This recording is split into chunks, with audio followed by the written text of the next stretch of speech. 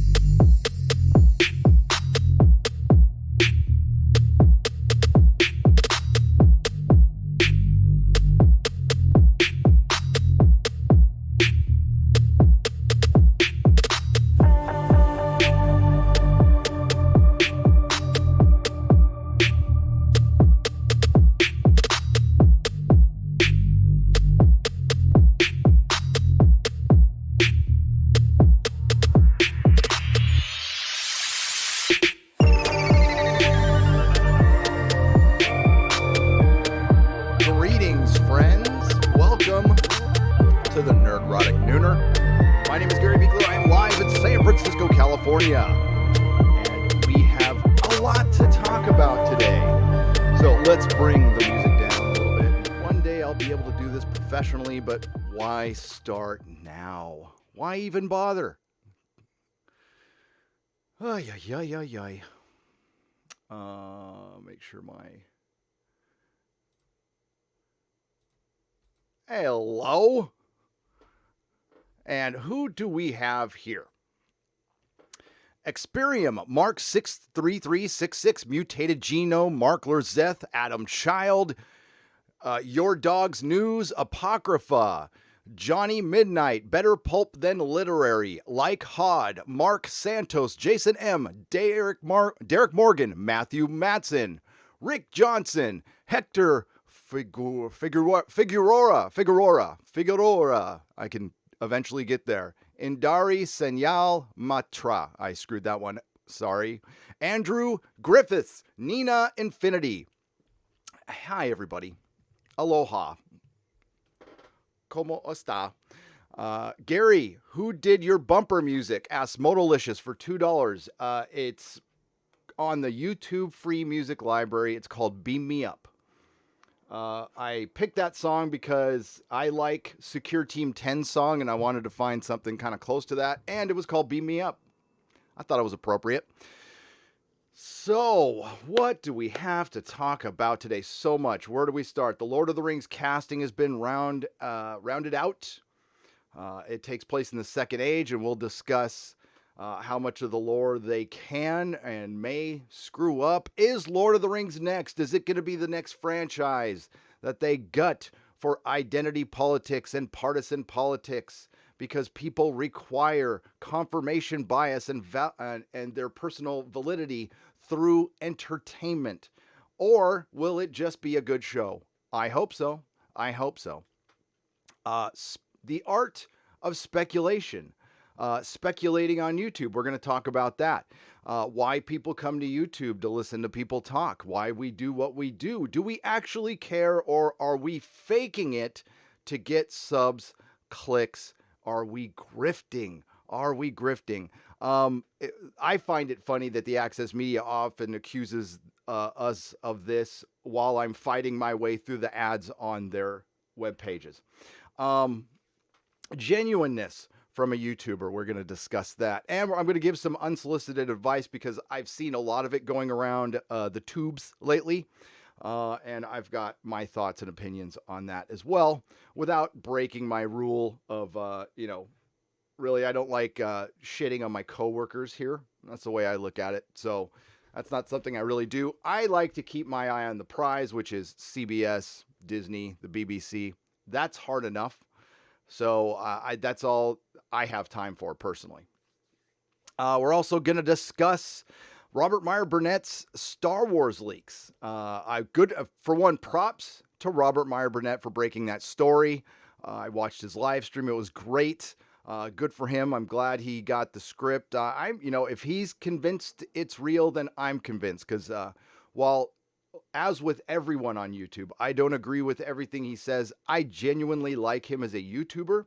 And I'm going to LA this weekend. I hope to meet with him, sit down, have some coffee, and chat. I think it'll be great. And we're also going to talk about Doctor Who and those sinking ratings and the Rotten Tomatoes scores. And right off the bat, and I talked about this in my, 2 live streams I did Sunday. That was like 10 hours worth of live streamings. So just in case you missed that, I do care about Doctor Who.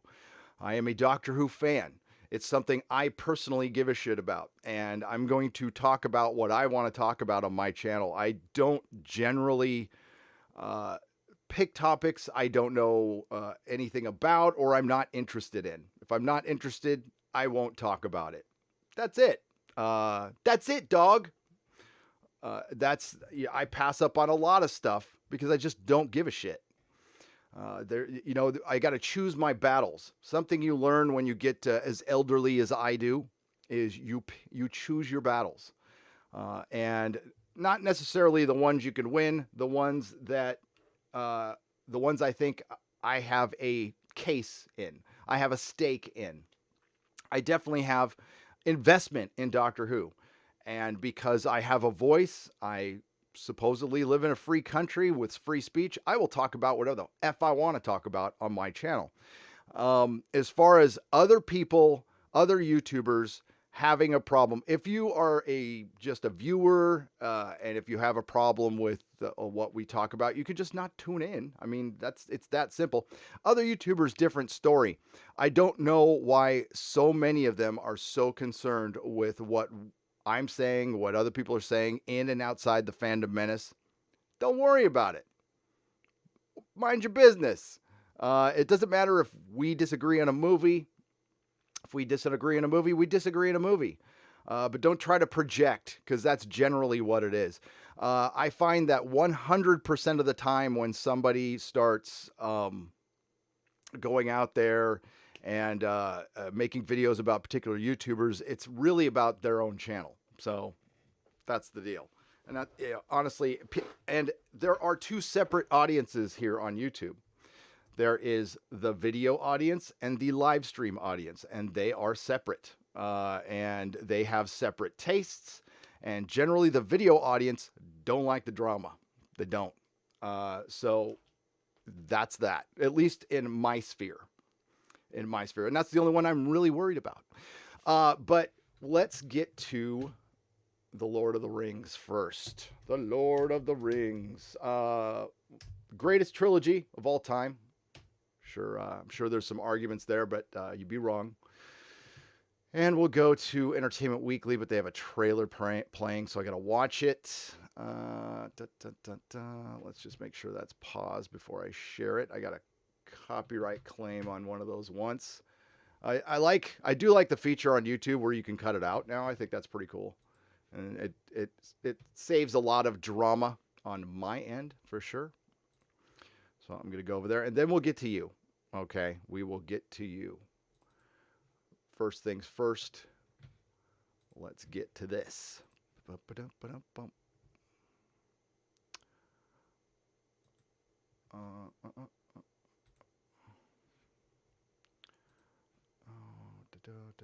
Sorry. Well, I'm on the wrong page there. There we go. Now we got it. There we go. Okay. So we have Entertainment Weekly, Lord of the Rings TV series confirms main cast meet the Fellowship. Well, see, that's not entirely true because there is no Fellowship. And I think that might be triggering some people, and it should, but they're not remaking Lord of the Rings. They can't remake Lord of the Rings, and that is a stipulation from the Tolkien estate. They are concentrating on the Second Age. Now, they could certainly do some mucking around, and what I've heard, what I've been told, and what I've read is they can't change anything about anybody's backstory. So they can't say Aragorn had 2 fathers or something like that. But, who knows?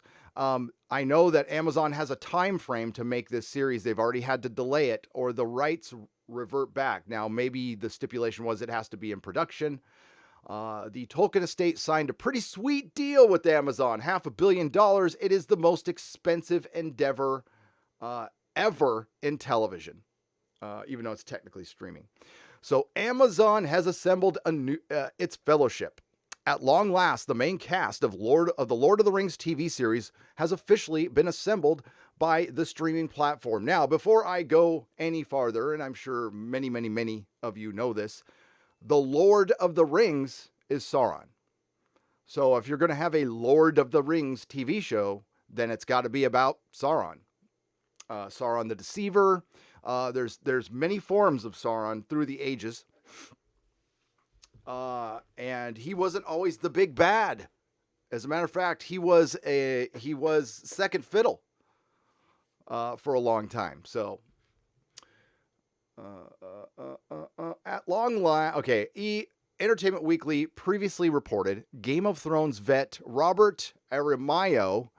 We all know him as Now It Tens. Now It Tens. If you were on the Free Folk Reddit, that was quite the meme for a while.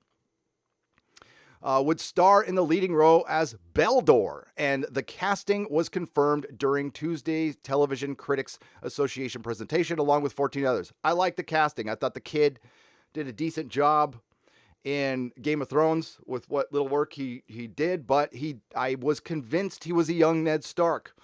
I mean, a little on the thin side, a little on the wafy side. Sean Bean's a little more, shall we say, beta, or not beta, alpha. I'm sorry.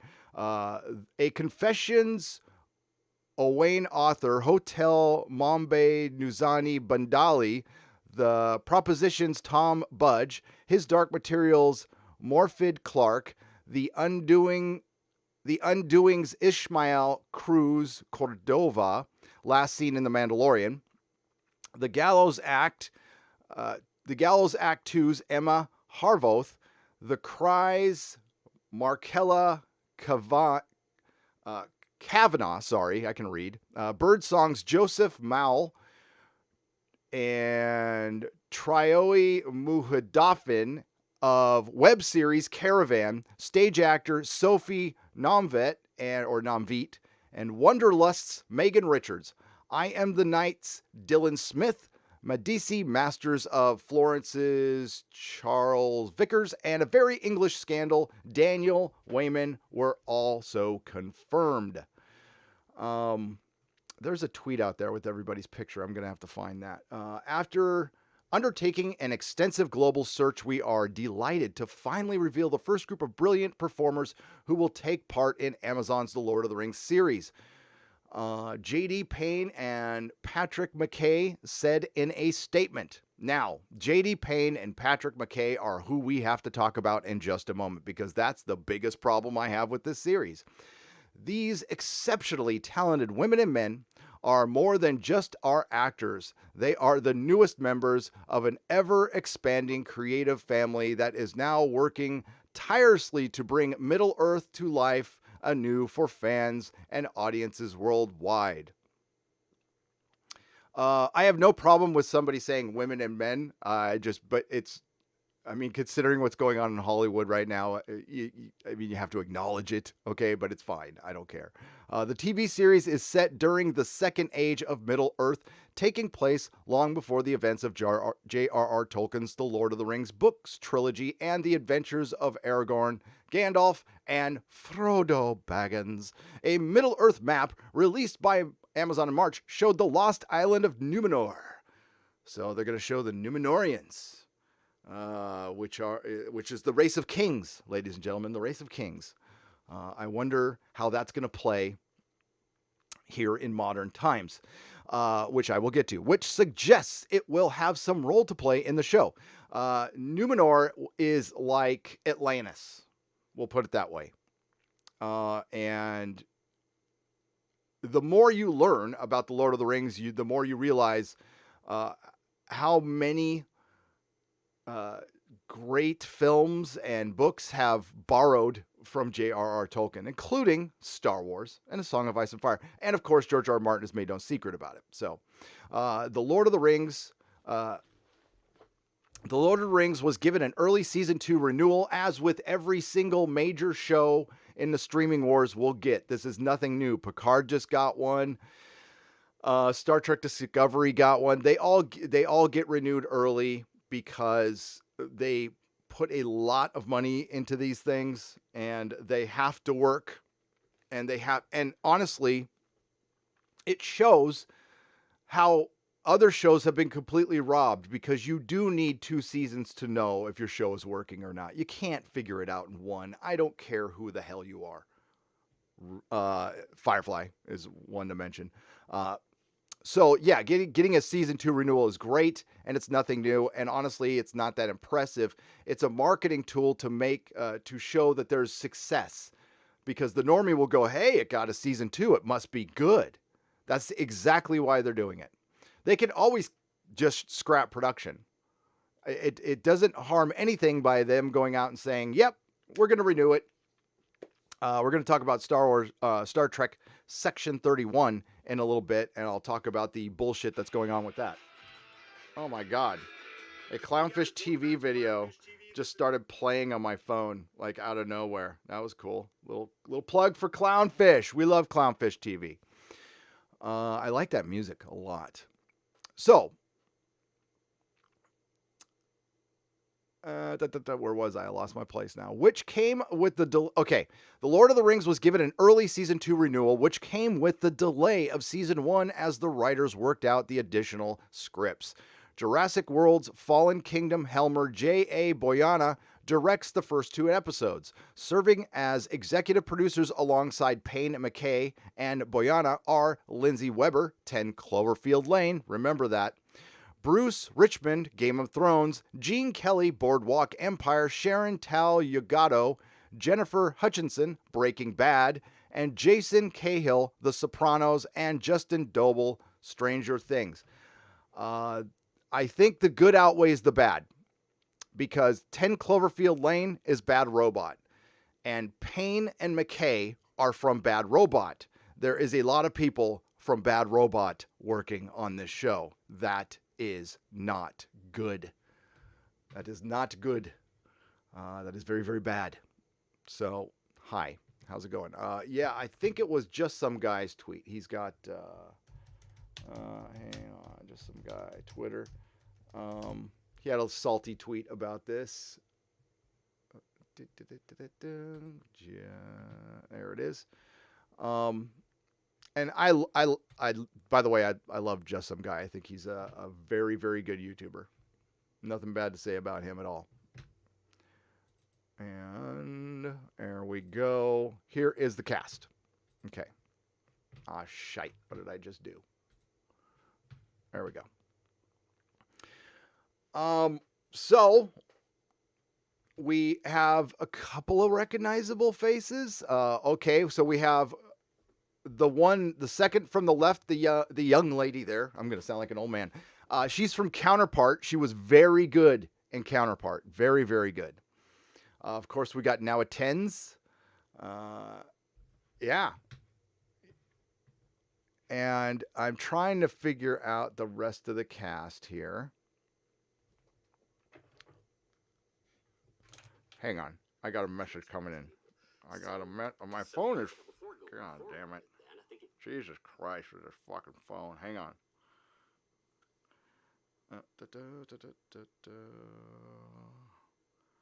Sorry. I have a message coming in that I got to get right now. Okay. Now I'm back. All right. So we have Ned Stark. We have the lady from Counterpart. I'm blanking on her name now. She was great. We have Benjen Stark. And it looks like a pretty decent cast. Of course, they're going to mix it up a little bit, folks. We're going to get a little diversity in Lord of the Rings. And if it's elves and they're from Numenor, listen, I don't care. I honestly don't care. I just want a good show. And if the characters do well in their parts, that's all I give a crap about. If they were the best actor for the job, period, that's it. I think that's a pretty consistent argument. I have no real problem with the cast. We'll have to wait and see on this one. But my biggest concern is with the producers, who are heavily involved with bad reboot, which tends to like to fill their stuff with identity politics. If they do that with this, if they do this with Lord of the Rings, I will dedicate my channel to that. I will be pissed. I have made no secret about this. This will become the Get Lord of the Rings off of Amazon channel. I promise you. But if it's good, I'll tell you it's good. It's no problem. But you know what? There's no problem with speculating. There's no problem with just some guy's tweet here. Lord of the Rings has found its fellowship, and he, I forgot what he said now. Dang it. There he goes. Okay. Yeah, I'm going to skip this. Changing scenes and adding in events that didn't happen in the books because it works in the film is one thing. Changing characters' race is what's basically English Celtic mythology in another. Oh, and I am black. Go F yourself in advance. Yes. And he is not wrong on this one. So the Lord of the Rings, you know, when we say modern mythology, folks, this is literally, it's like literally our modern mythology. J.R.R. Tolkien did not set out to create essentially the fantasy genre. He set out to give the English their own mythology because it had been taken from them because of the multiple invasions. It's right on his Wikipedia, and he's talked about it. And there are people who know way more than I do. If you want a good Lord of the Rings lore channel, go to Men of the West. They are the experts, and I refer you to them on all the Second Age stuff. That's stuff I'm still learning, okay? But I'm a huge fan of the movies, huge fan of the books, read the book a lot. I've read it more than The Hobbit. I've read The Hobbit like a couple times. I like it, but I love Lord of the Rings. But this is English mythology, British mythology, whatever you want to call it. That's what it is. That's what it was made out to be. So as long as they keep that respect, because the thing is, I think you should respect everybody's mythology, but I think you can also have fun in Hollywood. I think there is a happy medium to be found. I think a lot of what we're trying to do here in the Fandom Menace, and what I'm trying to do is get back to that happy medium. That doesn't always get achieved, but it doesn't mean you don't try. It doesn't mean you don't try, and it doesn't mean you don't speculate on this. And if you think this is going to be some woke crap, then you have every right to think that. You want to know why? Because we've gotten a lot of woke crap lately. And a message to anybody criticizing me for forming an opinion on Star Trek Picard before it comes out. I haven't formed an opinion on the show itself yet. It was CBS who came out and had Patrick Stewart give an interview that alienated half your fan base. That's what I was talking about. And within that interview, we were given information about the show that I don't like. We're going to get a darker Federation, maybe the destruction of the Federation. And the reason we're doing this is because the writers aren't talented. It's very easy to go dark and subvert everything. That is the most basic bitch thing you can do. It's been done to death. It was something edgy and original in the effing 80s, folks. Especially in comic books. People have been trying to Watchmen everything since Watchmen came out. And quite frankly, it's so old and tired. It would be interesting to actually make something fun and thrilling again. That would be getting edgy nowadays. But you know what? A lot of the writers in Hollywood can't do it. They're too jaded. Whatever the hell's wrong with them, I don't know. They're too jaded. Lord of the Rings is something that is basic good versus evil. So if you start, I don't know, and listen, they played with this a little bit in The Hobbit, and that's why a lot of people didn't like it. A lot of people didn't like it. They played with a lot of things in The Hobbit, and they made it too fucking long. Now J.R.R. Tolkien isn't a basic writer, and there are some very interesting characters that are really fleshed out. He did a lot of things first. It just came out in 1955. That's all. It was of its time, but ahead of its time at the same time. So if you start mucking around and making a Breaking Bad Lord of the Rings, it's great that the Breaking Bad producers are there. They produced a very, very good TV show, but I don't know if their talents line up with Lord of the Rings. Same goes for one of the co-showrunners of Lost is running Hitchhiker's Guide to the Galaxy. That's about the worst person you could find to run Hitchhiker's Guide to the Galaxy. For one, he's an American bloke, which is, I mean, Hitchhiker needs British people running it, British people acting in it, no Americans anywhere, just like Doctor Who used to be. So you can't do that with the Lord of the Rings, and hopefully Tom Shippey is there, who's their consultant, who's keeping them in line. I just don't know how much power he has. Or did they just hire him to give it legitimacy? I don't know. I hope not. I hope the contract is very strict with what they can do. Now, and this, you know what? Show your talents. Make something fun, thrilling, and interesting. That's it. Because we've already lost that with Star Trek. The only reason Sir Patrick Stewart came back, he said it in his interview, I'm just going off of what he said. The only reason he came back was to subvert the Federation. That was it. That's not Star Trek anymore. It's Kurtzman Trek. And that's all I said in my video. If that bothers people, listen, I didn't make a show bad. I didn't make Doctor Who bad. If you want to complain about, go talk to the creators. I'm just talking about how I feel about the show.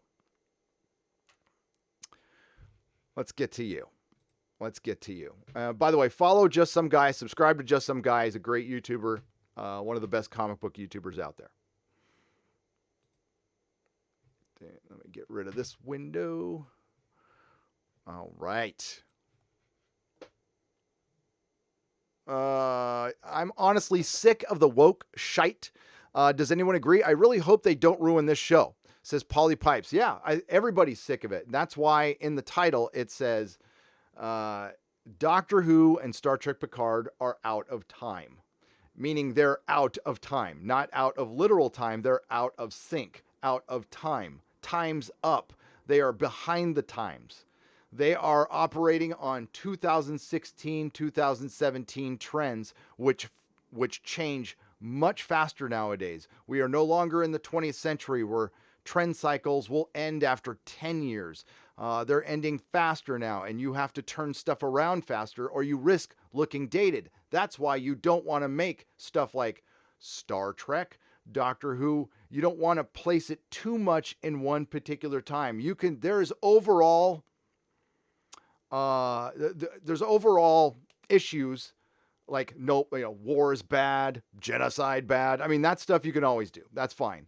But if you start putting in dated material, then your show looks dated, and then they don't last. Both shows have dealt with politics, I thought, very well in the past, and they haven't in the last couple of years. My politics haven't changed over the last 10 years, but the shows have. And there's a lot of false assumptions made about people in the chat. Yours truly. Hang on, I got something in my eye. All right. That didn't help, but I'll just have to live with it. I talked to Tom Shippey, and while he is muzzled by an NDA, he also said he thought his influence was very limited. Says Ed Powell for $10. That's not encouraging at all.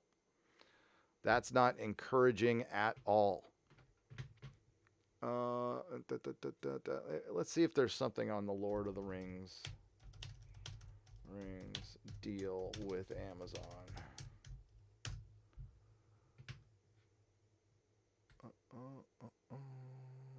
We could skip that. All right, I got something here. We can check this out real quick.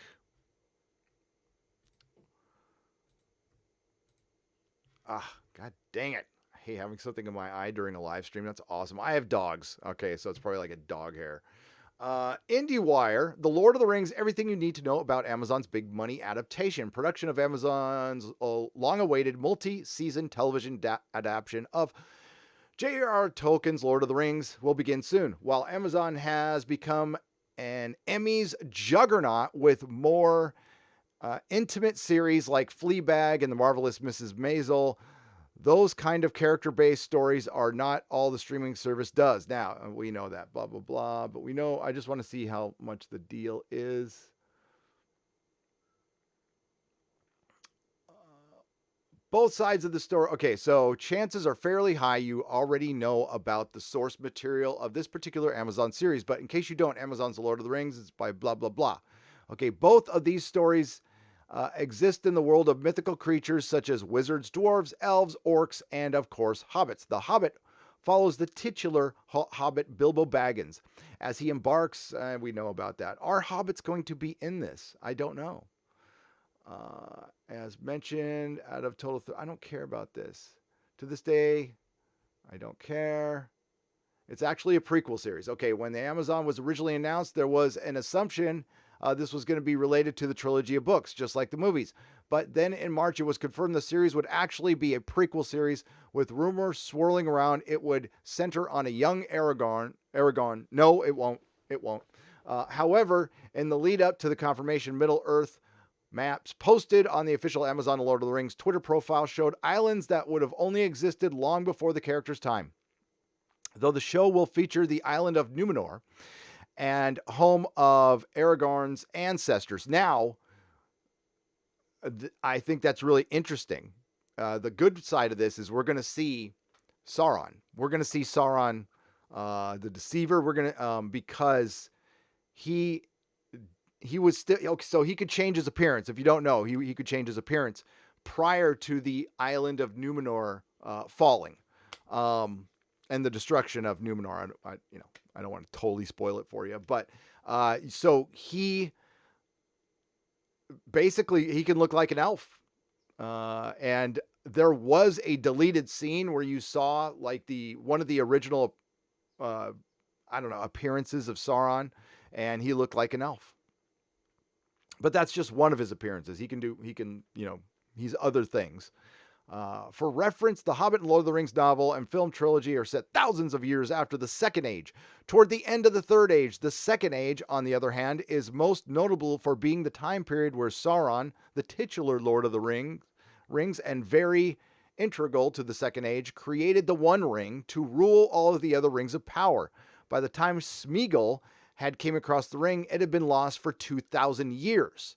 If you're wondering how much ground can be covered in the series, the Second Age and its setting, note that the Second Age spans 3,441 years. So I am guessing it will deal with maybe lead up to the destruction of Numenor. Maybe not. I don't know. I hope it's good. I want it to be good. Just like I want Star Trek Picard to be good. That's my desire. And I hadn't made a video until I made that video. By the way, the reason I'm talking about it is I read the comments, and I don't take them to heart. I don't take mean tweets to heart. I don't. It's just funny that after, and I knew this was going to happen, after spending a good month straight on Star Wars, honestly, the Star Wars fans are nice compared to Star Trek and Doctor Who fans. Star Wars fans, it's a much bigger fandom, and quite frankly, they are easygoing compared to Star Trek and Doctor Who fans. It's funny. I did not get threatened once by a Star Wars fan. Not that I saw. Not once did I get threatened. So, and listen, it's an anonymous, it's probably a 12-year-old, so I'm not worried about it. I'm really not. I walked around freely at Star Trek Las Vegas.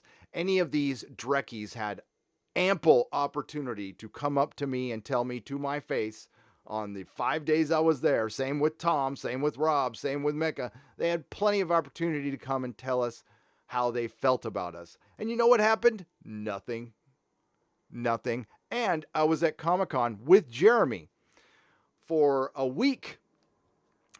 They had plenty of time to come and talk to us and come to our 3 public meetups that we tweeted about, and we heard nothing. So I expect when I go to Gallifrey 1 in about a month, I will hear nothing. I will hear nothing. Gandalf the gay, no. They're not going to make Gandalf a woman. I already did a video about that. I know they would try. Well, you know what? Here's the sad thing. They kind of technically can. I talked about it in my video. So Gandalf is a starry, and he's like, they could say he's an ethereal being of no gender. I guess they could, unless he's specifically a male as a starry. And they could say he walked the second age as a woman. God, they would probably try. So I probably shouldn't give them any ideas. But goddamn, I'll be so pissed. I will be so pissed. Leave fucking Lord of the Rings alone. Leave it alone. You've already fucked up enough. I hope you're happy. All you do is destroy. Destroy. All right, let's get to you guys. What's up, according to Christy? Thank you for the wrench. Man, was the heater on? It's fracking hot in here. Oh, man, here's my man, Thundercats Ho. By the way, Thundercats Ho, thank you for bringing to my attention that made my week that William Shatner called me a whiny fanboy. Did he say basement? No, he didn't say basement, but he called me a whiny fanboy, and I take exception to that, by the way. By the way, it made my week. I tweeted back to him, I have nothing but love for Shatner. He's going to protect the property he stars in, and that's his meal ticket. I completely understand if there's some angry nerd talking about one of the shows, but I was showing him respect in the video, and I will continue to show him respect. I know, I mean, I paid $500 to have a picture taken with him, me and Mrs. Nerdrotic at Star Trek Las Vegas. I'll never do that shit again, by the way. But he's getting up there in age. I wanted to meet the Shat. So I hoard out a little bit and paid $200 for it. So what? But thanks, Thundercat Ho. £2, a small token of thanks to keep the meter running. Thank you, Thundercats Ho. I appreciate it. Now, so William Shatner tweeted about me, and I will say that I am a fan man. William Shatner, I am a fan man. I own my basement, okay? I own my basement. I don't live with my mother. I haven't lived with my mother since I was 15, buddy. Mexican Iron Man for $9.99. Good morning and hail. Here's coffee money to fire up my Bay Area SF post-apocalyptic governor and Imperial Emperor. Wait, you also owned a comic shop in Tijuana too? Aha, yes, I did. Yes, Crisis on Infinite Tijuanas. If I owned a comic shop in Tijuana, that's what it would be called. May your next crisis be in Tijuana, Mexican Iron Man. Or Mexicali. I don't know. You can pick. Andrew Brown for $1.99 playing The Witcher 3. Still try Shadows of Mordor War for Lord of the Rings. I am going to try Shadows of Mordor. I saw Ryan Cannell talking about it in a chat I'm part of, and it kind of got me interested. And yes, I'm going to play The Witcher 3. I am, after this live stream, I'm going to make a video. I don't know what I'm making a video on yet. Maybe it's Lord of the Rings. Who knows? I don't know. See, because when I make videos, I have to find something I actually give a shit about. And if I don't find anything, I don't make a video. We're going to get to that later. But that's not a judgment on other YouTubers. I'm talking, you know what? Unlike the YouTubers, I'll be specific on who I'm talking about. But it'll be respectful. So, and it's just talking about their argument, not them, the person, or their channel. Period. Gaming or what? Trademark, $5. Hail Gary. Thank you. Thank you. By the way, 2 channels I talk about, I subscribe to, I will remain subscribed to them. I like their content a lot. But, you know, me and Mrs. Nerdrotic don't agree on everything either. Galactic Dude for $10. The 2 black Lord of the Ring actors they announced are can play as an orc. I don't think they will. Haradrim or Easterling. They could play it. Yes. I don't think they'll play an orc though. I just think that would not be the best optics in the world. Yeah, because that was a criticism I heard for Lord of the Rings back in the day, not much. And it was from people, people just like to criticize things. And they try to read way too much into things. Anything outside of that will be outside of canon. I will not Lord of the Rings if they don't follow canon. Galactic Dude, you're right about the Numenorians. You are. And the elves as well. But I guarantee you they'll probably have diverse elves. There are different elves for sure. But I can't say I know all of it off the top of my head, but I know some. Like especially there was a divergence in the elves that were leaving and some of them ended up in Mirkwood. So yeah, again, there's actually a video on Men of the West about it. Daniel for $50. I appreciate what a big fan of Lord of the Rings you are. Tolkien gave me something to share in common with my father. It shaped the path I took since childhood. I have no hope at all that it will be respected. Everything sacred is being destroyed by repurposers. Yeah, my hope, Daniel, is at 15%. And that's because Tom Shippey is there. And that's it. But I'm not going to get my hopes up to have them dashed again by some jackass at Bad Reboot. The last time I trusted them was Westworld. And, oh, by the way, we got an announcement. Westworld is coming out in March. So we are 2 months away from Westworld Season 3. I will be covering it, and we'll see if it gets better. See, I like Jonathan Nolan. I do. I think he's a great TV writer. I'm not too sure about Lisa Joy. And I don't know, I could be wrong about this, but season 1 of Westworld was a lot different from season 2.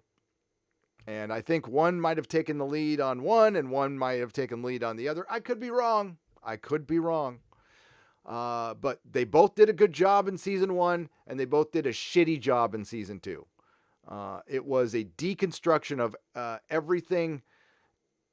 And I know they changed their plan because they said they did. They had another plan for the series. And then they delayed the second season because they rewrote a bunch of stuff to make it for the Time's Up era. Modalicious for $2. Gary, who did your bumper music, and I did answer that. Thank you. Again, it's on the YouTube free library. It's called Beam Me Up. Darkinian for £2. The first female Doctor played by Sigourney Weaver. That would be better. I would rather have her play Romana. Yeah, I would rather have her play Romana. Tyrone Beard, welcome to the proto-molecule level. I appreciate it. Yeah, again with Doctor Who. If you guys don't mind a female doctor, I mean, that's great. That's great. Here's the way I see it. The excuses they made it canon. It worked for Missy. And it did work for Missy. And it could work for a female doctor if written well. I think anything can work if it's written well. But that's not the reason they made the decision. That we knew that when they made this decision, it would be they would saddle Jodie Whittaker with a bunch of wokeness, which just makes it an uphill battle for her. I'm not saying it's not impossible, but I'm not interested. I'm not interested. And because I can go to Marvel Comics and I can make a canon that Spider-Man can turn into Spider-Woman, that Peter Parker can change into a woman. You can make it canon. You can make anything canon. It's make-believe. But it just doesn't work. The show has a foundation in its past. It's got 50 years of a particular type of character. You can certainly mix up that lead character. I was expecting them not to have a white doctor, and of course that's okay. Of course it's okay. And that's what I'm getting. I mean, I don't think it's going out on a limb and saying that that's probably what they're going to do next. And good. I don't know if I'm going to want to go back to the show after this, though, because I don't know. I would still come back if they ended Jodie's reign now, like after season 2. They ended it, but they're not going to, folks. We're getting a season 3, and it doesn't really matter how far the ratings go down. At least that's what I've been told. This thing is set in stone. So these ratings can go to nothing, and they are not going to bail out on Jodie for a third season because they honestly, they want to save face. It really is. It's truly about agenda with Doctor Who. It's not about storytelling anymore. And that's why I'm going to chronicle its demise. But I mean, I'm out. I don't give them any of my money anymore. I don't buy anything firsthand anymore. I'm done. And there are consequences for this, and they're starting to feel it. I don't think the repurposers out there really understood. Well, I know they didn't understand fandom, and they don't understand like how long we hold grudges. It's a long time. Mike Ayers for $1.99. Sup? What's up? Welcome. Thank you. Cracklin for $1.99. Would you, who would you pick to play Gandalf? Ricky Gervais? I would not pick Ricky Gervais, Cracklin. Ricky Gervais could play Hobbit for sure. I can't imagine anybody but Ian McKellen as Gandalf. He is Gandalf. Nobody else plays Gandalf for the rest of time, period. At least for 50 years. And I'll be dead and gone, and you can cast Gandalf. Ian McKellen is a perfect Gandalf. I don't care about the Oscars, but he should have won an Oscar, definitely for Fellowship. Fellowship for sure. And for Return of the King. His performance in all three movies were Oscar caliber. And you got to ask yourself, what's Oscar caliber? I always see it as timeless. Like, you're going to remember this role forever. So I want anybody to try to remember who won Best Supporting Actor over Ian McKellen those 3 years. I guarantee you, unless you're a complete movie nerd, you don't know. I don't know. And it's forgotten. It's in some drama where a bunch of people were sad sitting around tables and there was a bad father and alcoholism. That's probably the movie that won the Best Actor, or somebody playing somebody retarded. That was it. Instead of, going into a completely different world, building a different world. That's what filmmaking is. That's what I go for anyway. All three movies should have swept. They didn't. Fuck the Oscars. I'm very happy that the Joker won awards I don't give a shit about anymore. They're not, and listen, that's the reason Joker was nominated, folks. They're trying to win us back. They are trying to win us back. How dare they? They went against the Access media and some of the overlords in Hollywood. They're going to give awards to a director that called out woke culture. Why do you think they're fucking doing that? Because the tide's turning, folks. Dave Chappelle effect. So good for Joker. And if it turns shit around, great. But I ain't buying it yet. Echo Base Network for $4.99. We are trying to save our dog's eye. What? We need less than $2,500 more for our GoFundMe. If anyone is interested, details are on our page. Thank you. Yeah. What happened to your dog's eye? DM me that on Twitter, Echo Base. Or if one of the mods can put that link in there. Yeah, I don't know. I'll make an exception for this case. I have kind of new rules when it comes to GoFundMes. I don't back them unless I know everything about them. I am currently behind the one for Geeks and Gamers where they're trying to help some kids in El Salvador build a school. Drunk 3PO's doing that. I'm down with that, and I'll be down with this. But any other one, I didn't have a very good experience with something, so I am going to completely vet anything before I shout it out. That's the way it's got to go. Because I had not a very good experience. We'll just say. Christy Solis for $1. Thank you very much. I appreciate it, Christy. Big Red Bear. It's good to see you. I like the hat. Big Red Bear for 2 Canadian pesos. Stop attacking who? Stop it. It's against the law. It might be.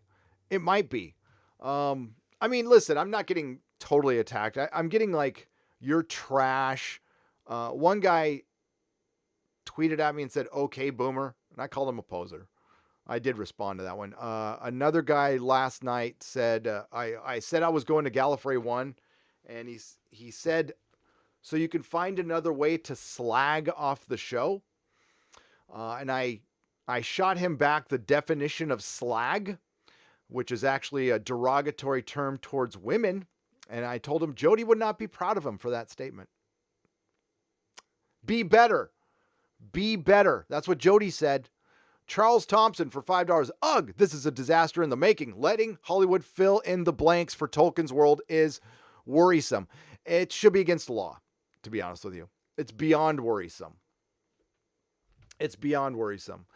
The cast looks okay. I was expecting worse, to be honest with you. We will see.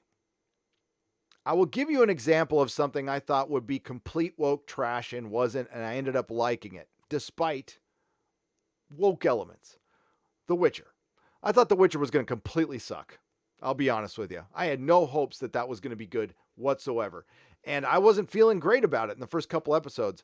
Then I watched it all the way through, and it grew on me, and I like it quite a bit. The first episode, though, is woke as hell. The first episode is completely woke. But it makes up for it in the end, in my opinion. Especially when the girl named Melk, I forgot what her name was, in Blavica, is talking to Geralt, and she's like, I want more. I want more out of life. And it's like, what little peasant girl says that to a warrior? Like, unsolicited. You know what the warrior's going to say? Shut up, little girl. Shut up. Especially after she killed her dog. What a biatch. Then she betrays Geralt at the end. And that's the showing the other side. They didn't show her as beautiful, stunning, and brave. They showed her as a duplicitous kind of biatch, which I thought was good. Seahawk Scott for $5. I don't know. One season of Batwoman seems to be sufficient. I agree with you, Seahawk Scott. I think we don't need another one. But that will be another one I don't cover. See? For those of you who, I could cover every single episode of Batwoman. I would get bunches of clicks, bunches of subs, but that means I would have to sit through each episode twice, and seriously, I try to take it. Listen, I'm not a critic. I'm just a guy with an opinion. Okay, that's it. I'm not a news source. I'm just a guy with an opinion, but I try to take it seriously when I review a show. I try to watch it twice unless I'm doing it live. And if I'm doing a video, I watch it 2 to 3 times. So I give the show a chance, no matter what it is. I don't even want to give that show a chance. It's so bad. It's just garbage. But CW announced a Superman show, and it's like, God dang it. I don't even like that Superman very much, but I like Superman. So I'm probably going to have to try it. No, I'm going to hate it, though. I know I'm going to hate it. I know. But I'll try it. Scott Williams for $5. It just dawned on me that Bad Robot is a good name because you're a legion of Borg assimilating fandom into crap. Very good point, Scott. That's a very good point. You are right. Thank you. Captain Spire for $2 says, Anti-Trekker really waiting for a reply from you. Reply from what? Did he DM me? Where is it? Here, I'll check my, I heard him talking about me when I was listening to the live stream today. Let me see.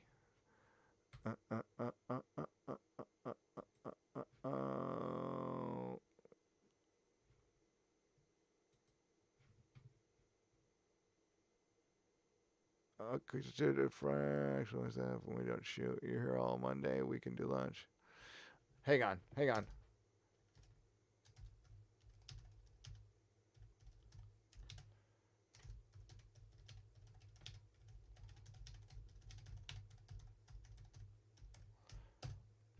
All right. So, I'm looking for Anti-Trekker. So I don't spend a lot of time on Twitter.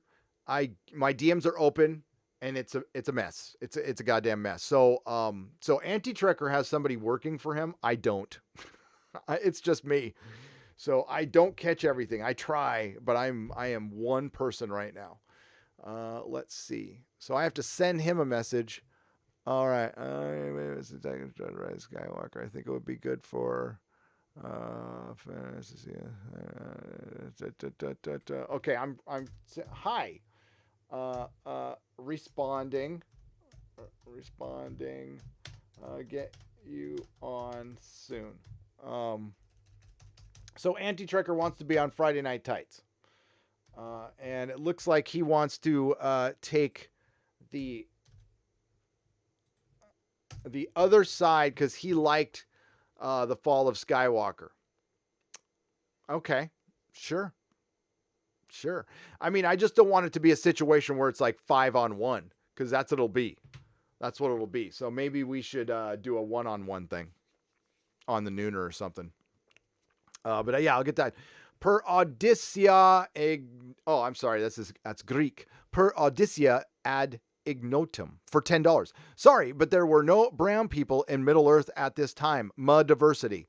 There was the Easterlings, right? But during the Second Age, I don't know. I honestly don't know. That I'll have to look up. It's English. Okay, I'll just come back. It's English mythology. It's white people. You're not going to get a show with all white people anymore. It's just not going to happen. Even if it's proper mythology, you're just not going to get it. So you have to ask yourself, if I can't properly adapt the material, should I even try? The answer to this one is no. I would say most everything else, yes. You should always try because you can work. I mean, like, you can make something good. You can make anything work if you're good enough. This one, though, I don't think so. For one, fantasy is a genre that's hard enough as it is without any restrictions. It is the hardest genre to get people into. Peter Jackson worked a goddamn Hollywood miracle by making The Lord of the Rings the best trilogy of all time. Will not be equaled ever. I don't think they're going to be able to pull this off. It's a TV show. For one, it's going to be expensive as hell. And if people don't watch it right away, they will pull the plug on that thing. It's getting 2 seasons, but that's and then they cancel it and they go, we only planned for 2 seasons. But this is the only, Amazon is the only place it could work. For one, it started out as a bookseller. I think that does matter. Jeff Bezos has more money than God. That matters. It would not work on Netflix or CBS All Access or HBO or Disney or anywhere else. Amazon is the only place it would work because they have that much money. If it doesn't work there, it's never going to work. And I don't think it's going to work because they got 2 of the worst showrunners possible. They have no fucking experience at all. Go look at their IMDb's. They're empty. Let's go. I'll go to right now. I'll show you.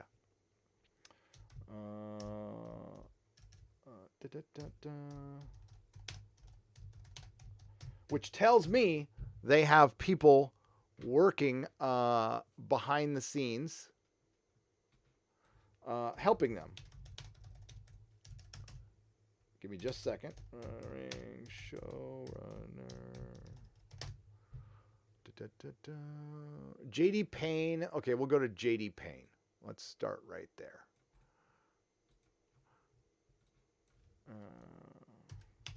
IMDb. Somebody started an IMDb for me, by the way. It wasn't me. All right. Are you ready to be blown away by JD Payne's IMDb, the showrunner of the most expensive TV show and the most important property out there that hasn't been completely fucked up by the morons in Hollywood? Here it is. This is JD Payne's IMDb. There you go. And he's working on another show. Yeah, this show's fucked. Now, if he comes out and he's good, he has all my respect. And listen, if it's good, I will admit it's good. If the Fall of Skywalker was a good film objectively, I would have told you if I liked it, even despite it being good or not, if I liked it, I would tell you.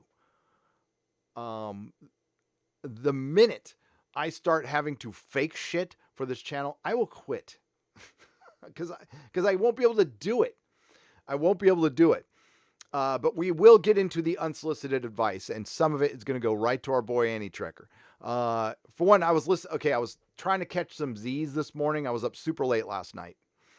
And I listen to live streams while I'm sleeping, and I always listen to Andy Trekker when he's live. I listen to him all the time. I have unconditional love for Andy Trekker.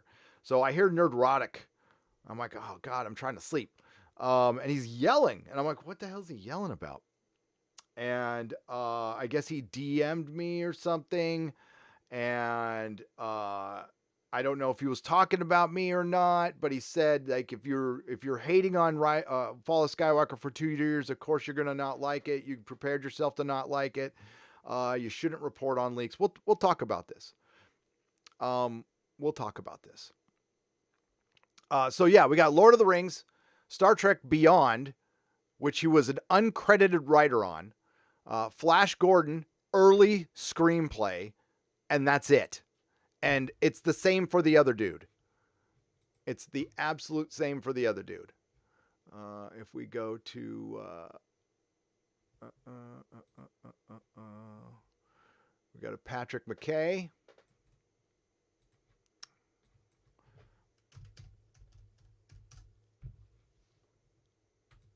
And...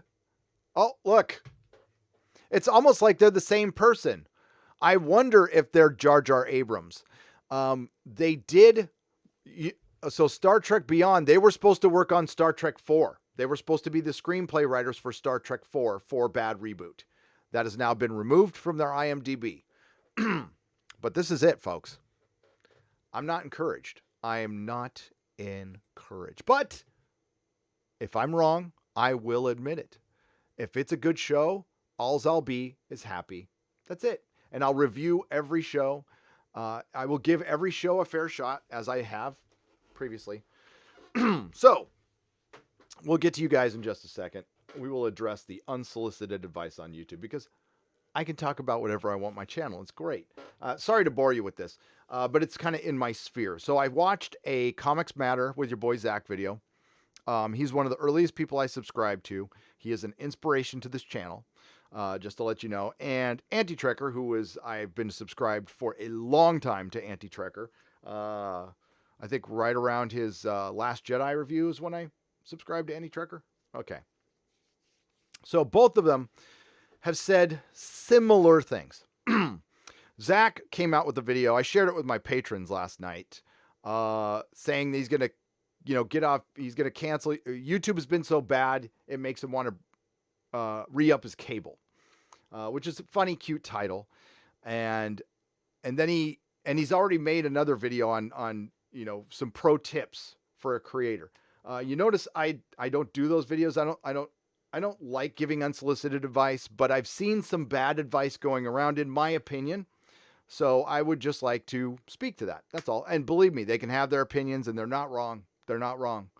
Sometimes there's bad content on YouTube. When I subscribe to a lot of people, I do. I watch as much as I can. It's not always great. I don't unsubscribe. I just don't. I don't have a limit of people I can subscribe to. I don't have this bag that gets too full of subscriptions and I need to empty it out or clear out my feed. Whatever. There's an easy way to cure out your feed. Your feed curates based on what you watch. And that's what the bell is there for too. And I think about it every day. Like, I spent all of December talking about Star Wars. I don't think I've ever spent an entire month just talking about one thing before. Not really. I like to mix it up. I do. Because I just don't care that much. I like a lot. I like a lot of things. I have, I think, pretty broad taste. That's why I was able to successfully sell comic books for a long time, because I didn't have this I don't know. I didn't have closed-minded taste. My taste, I was pretty open-minded when it comes to stories. I'll check out everything, and I like a lot. I do. That tells you how bad things are. So there was a time there where there wasn't a comic I didn't like. There was a good 5-year run in the early aughts where the comics, that was the best era for writing ever in comics, was 2005 to 2011. Best era ever.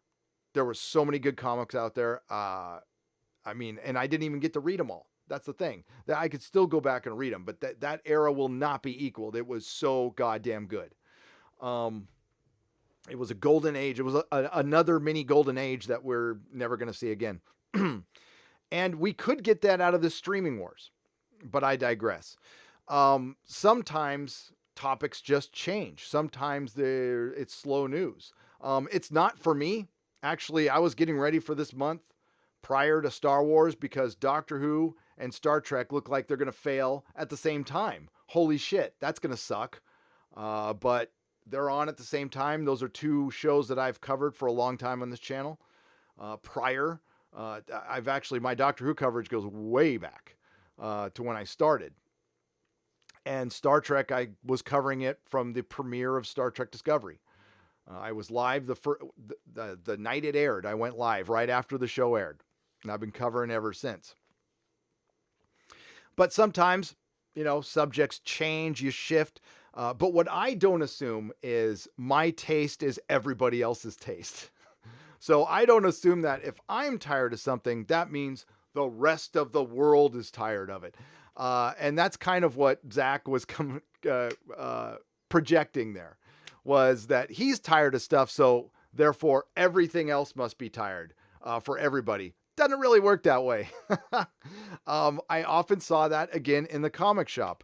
During that that great era of writing, I would have customers come in and just bitch about every comic. They fucking hated every single comic. And I went and I'd sit down and they're friends and I'm all, did you ever think that maybe comic books aren't for you anymore? Because this is really great writing. And me and this guy were the same age. I'm like, I mean, tastes are different and everything, but I think everything is spectacular right now. And you think everything sucks.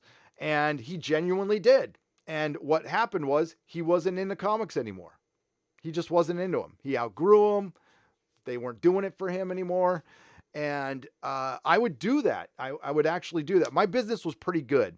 And I would see my subscribers come in and habitually buying and start buying these stacks and stacks. And then they would come in and constantly tell me, I'm not reading this stuff and I'm not reading this stuff. And I'm like, in my back of my head, I've gone through this as a comic collector and I'm about to lose this customer, but I like this customer. We had a relationship. We talk every day. So I would tell him, I'd be like, why don't you just cut down to just read what you want to read? You don't have to buy all this shit. You don't have to fill out all your collections. There's no law that you have to be a completist. And we dwindle it down. And yeah, I'd lose a little business in the short run, but in the long run, I kept him as a customer because I just steered him into reading what he wanted to read instead of just habitually buying shit. Same thing goes with everything.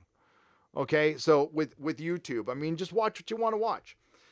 Actually, the content's quite good, to be honest with you. I've seen a lot of different stuff. We've shifted past Star Wars, and that's good. So no, I don't assume my taste is everybody's taste. Also, I've heard from a lot of YouTubers that if you get into YouTube, for one, it's a fun hobby. I highly recommend it.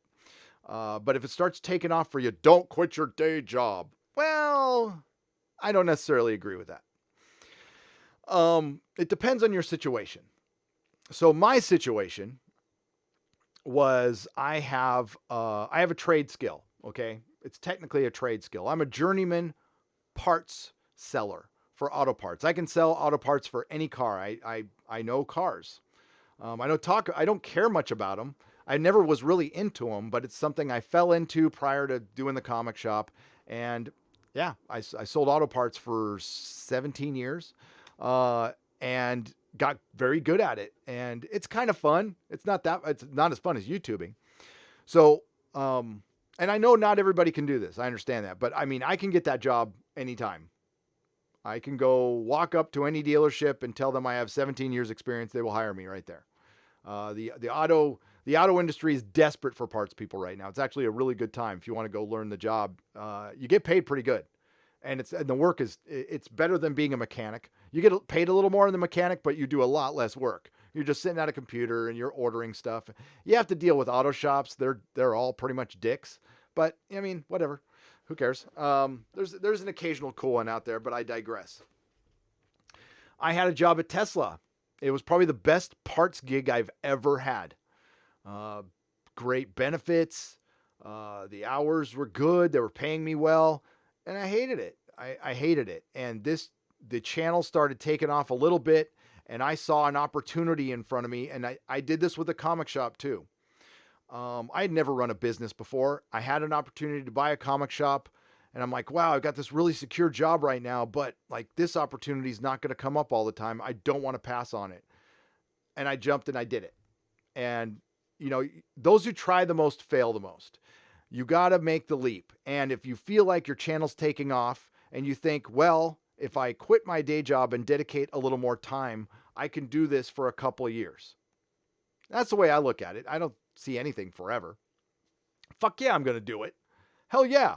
Work from home, not have a boss, get to talk about nerd shit all day. Yeah, I'm going to fucking do that. I'm going to do it full time. And I'm going to try my ass off to do it. So yeah, don't listen to that advice. I don't think it's good. Now, you know, if it's not everybody's in my situation, of course, having a skill, and if it's difficult to find, don't quit a job that you absolutely goddamn need, but also don't stay at a job that you're miserable at, no matter what, YouTube or not. Sitting there working a job you hate, you can always go look for another job. I always did that. I never stayed places I hated. I didn't want to be miserable. Security wasn't that important to me. You'll find another job. You'll be okay. You'll be okay.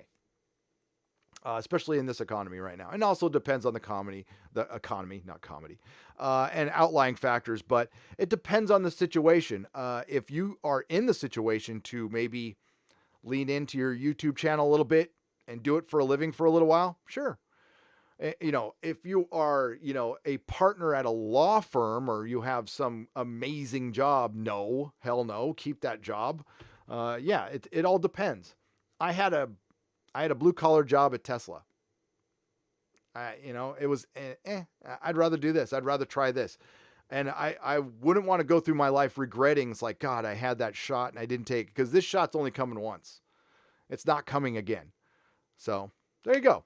Unsolicited advice on that. Now, as far as what we do, talking, that's what we do. We talk. We're fans. We talk about shit. We talk about rumors. We talk about leaks. We talk about stories. And this is what Anti-Trekker was talking about. Now, this is his decision for his channel, which works for him, which I agree with. If it works for him, I agree with. He didn't want to report on leaks. I only report on other people's leaks generally. Like I'll bring a rumor to you once in a while, but I'm not big on it. I'll admit that. And as far as dropping leaks all the time, it's not something I really want to do, but I'll report on other people's leaks. No problem. That's fine.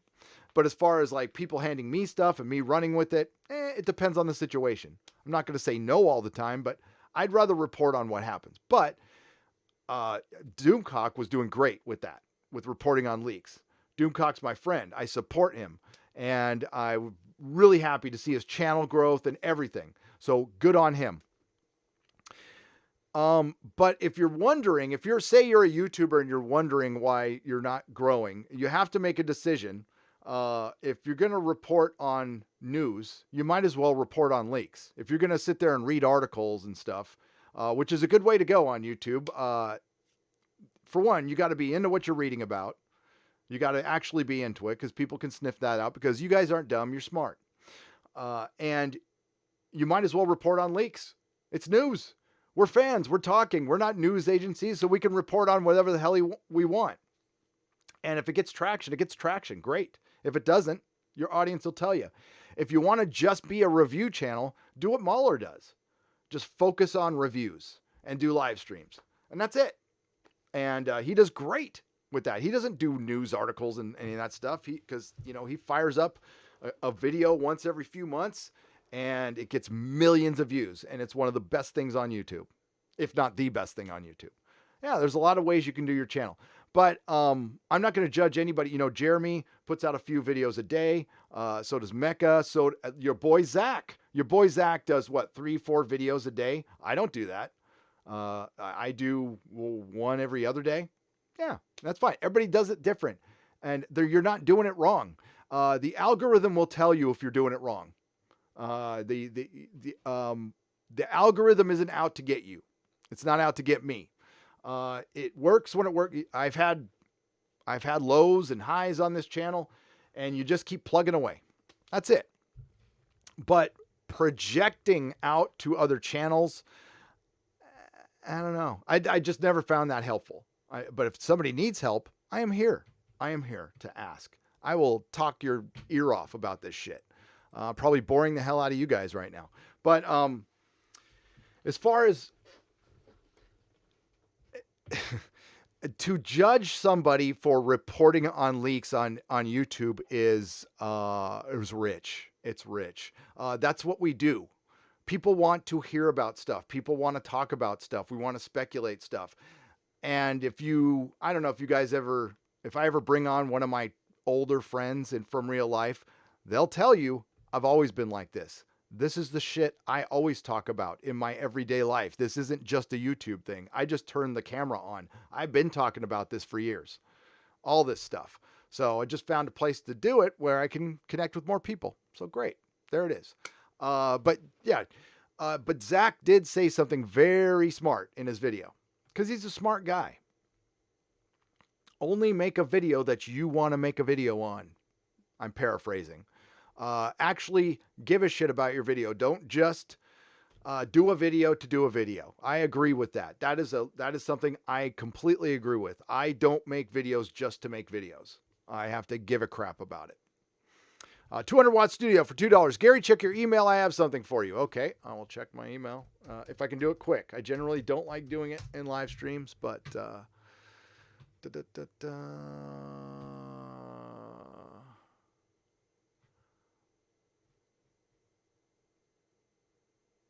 okay, I'll check it out. Thanks, man.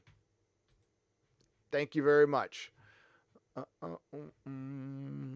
Darkinian, did you read The Fall of Gondolin yet?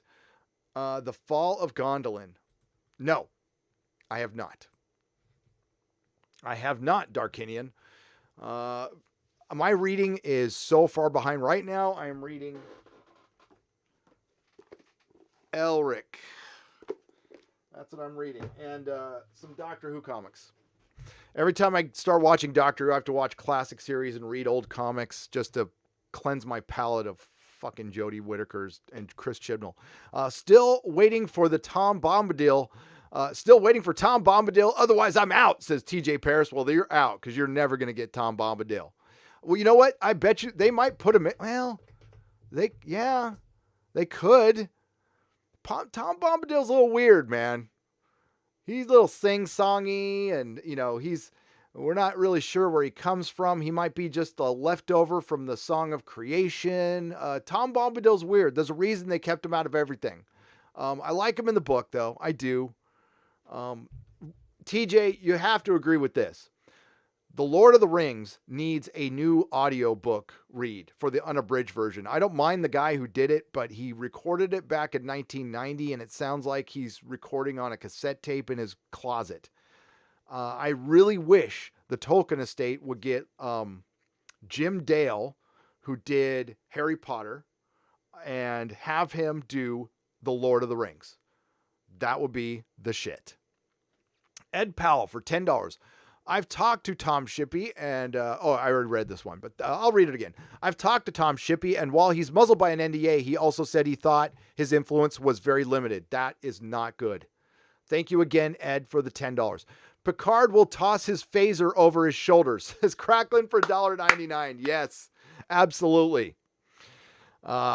The Legion of Reason for $5 Canadian. No, just a donation. Thank you very much, the Legion of Reason, and 10 more Canadian dollars. Then he says, I'm tired of once great franchises being hijacked and turned into propaganda machines. Call me old-fashioned, but I want my entertainment to be, well, entertaining. You're not old-fashioned. People are tired of that. And Doctor Who was propaganda last Sunday. If you want an example of propaganda, it was Doctor Who. Now, before I hear the complaints, I don't discuss climate change on this channel, and I won't discuss climate change on this channel. There's a lot of science on all sides of climate change. All I can say is littering is bad. We should probably reduce carbon emissions. I think that's a good idea. And like dumping sewage and plastic in our oceans sucks and stupid. Nobody's for that, okay? That's not what we're talking about here. We're talking about a politicized issue that people are trying to monetize. That's what we're talking about. Grant Kelbrick for 35 Zardozes. Hey, Gary. Hope you are well. I am. Thank you. So, losing Star Wars, I can kind of handle. Star Trek is really hurting. But if I lose The Lord of the Rings, not sure if I can even recover. Right there with you. Star Wars was easier to handle, probably for you and I, because, and I know there's a lot of fans out there, and if you are, I respect you, but the prequels kind of sucked. And that kind of broke a lot of the fandom. And this did more damage. Whatever recovery we had from the prequels, because the prequels did capture a generation of kids, because there's the Gen Xers having their kids and they got their kids in the Star Wars, but they're not getting that next generation at all. And you know what? Doctor Who did, and they fucked it up. Lord of the Rings. God, the only thing that Lord of the Rings did wrong was they came out with the movies too close to each other. I think it would have been more in the cultural zeitgeist. Is that the right term? If it had been 2 years apart, 3 years apart between movies, because they came out every year, which was great if you're impatient, but it would have probably had a bigger impact for younglings. That being said, it won't be equaled. I mean, they swept the Oscars. The movies are, I mean, they're better than they're better than Star Wars. They are. Lord of the Rings is better than Star Wars, like by far. It's not even close. I would say Star Wars for its time technically was better, special effects, but as far as story, acting, everything else, Lord of the Rings by far. They're both good, but Lord of the Rings isn't tainted like Star Wars is. But it might be now. It might be now. Star Trek. See, the thing about Star Trek is they keep...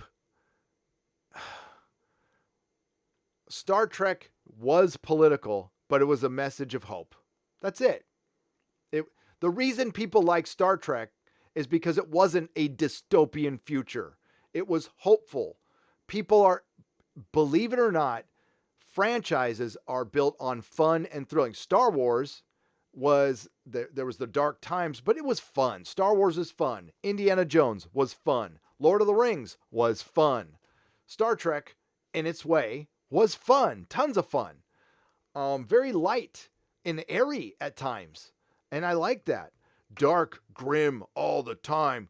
Doesn't last that long. Battlestar Galactica was great for its 4 seasons. I couldn't have watched 10 seasons of that shit. Walking Dead. I walked away from the Walking Dead comic book and TV show when I realized this is all it's going to be. It's just going to be people being bad to each other and running for zombies for 10 fucking seasons. That bores the shit out of me. What's inspiring about that? Surviving? Okay, great. We're going to watch people survive for 10 years? I mean, are we going to tell us where the zombies come from? No? Then I don't care. I'm out. I don't give a shit. And the same goes for the comic book. Those are my tastes, though. Those are just my tastes. Like The Expanse. I think The Expanse is great. I don't think I would watch The Expanse for 20 seasons. I'd watch it for 7. Star Trek I could have watched for 20 seasons. Easy. I'd have been into it. I'd have been fine. Episodic. And that's what it needs to be. It overarching stories and stuff. I don't think that's going to work for Star Trek.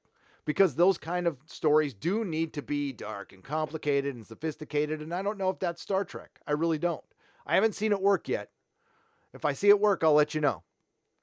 Miles for 35 Zardoz. Gary, breaking news for Trek and CBS just axed Moonvis right-hand man and CEO. Whoa, CBS Ilenio. Oh, Mills. Thank you for the 35. I say Zardoz. That is South African dollars, but it's a ZAR, so I say Zardoz. And there's a HUFF. That's my Huffington Post. So let's see. CEO, CBS fired.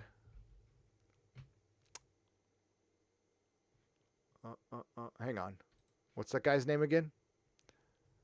Ilenio. That's right. So that's Redstone coming out with her axe because she hated Moonvis because he was a creep. I'm just looking for an article on this. I can't find it, but I'll take your word for it. So it looks like the right-hand man of Les Moonvis has been axed. Sherry Redstone is out there trying to un-F the mess that is CBS and Viacom. It's going to take her a while. And right now she needs content for her streaming service. And that's why we got Star Trek Picard Season 2 before Season 1 comes out. We're going to get a Star Trek Discovery Season 3. We're going to get Lower Decks soon. Interesting thing with Section 31 and CBR. And we're going to see how this game is played. Hang on. Star Trek News. Star Trek News.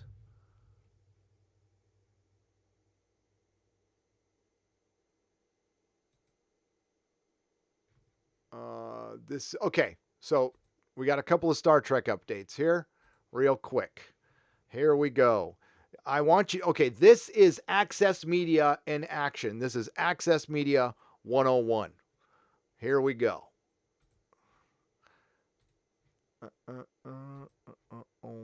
Boom. Okay.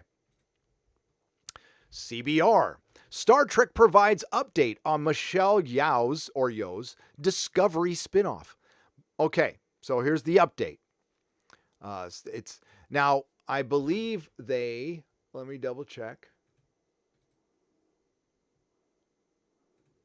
Yeah, they changed the headline. That's not what I read this morning, but it was supposed to be, yeah, they totally changed the headline. Hang on.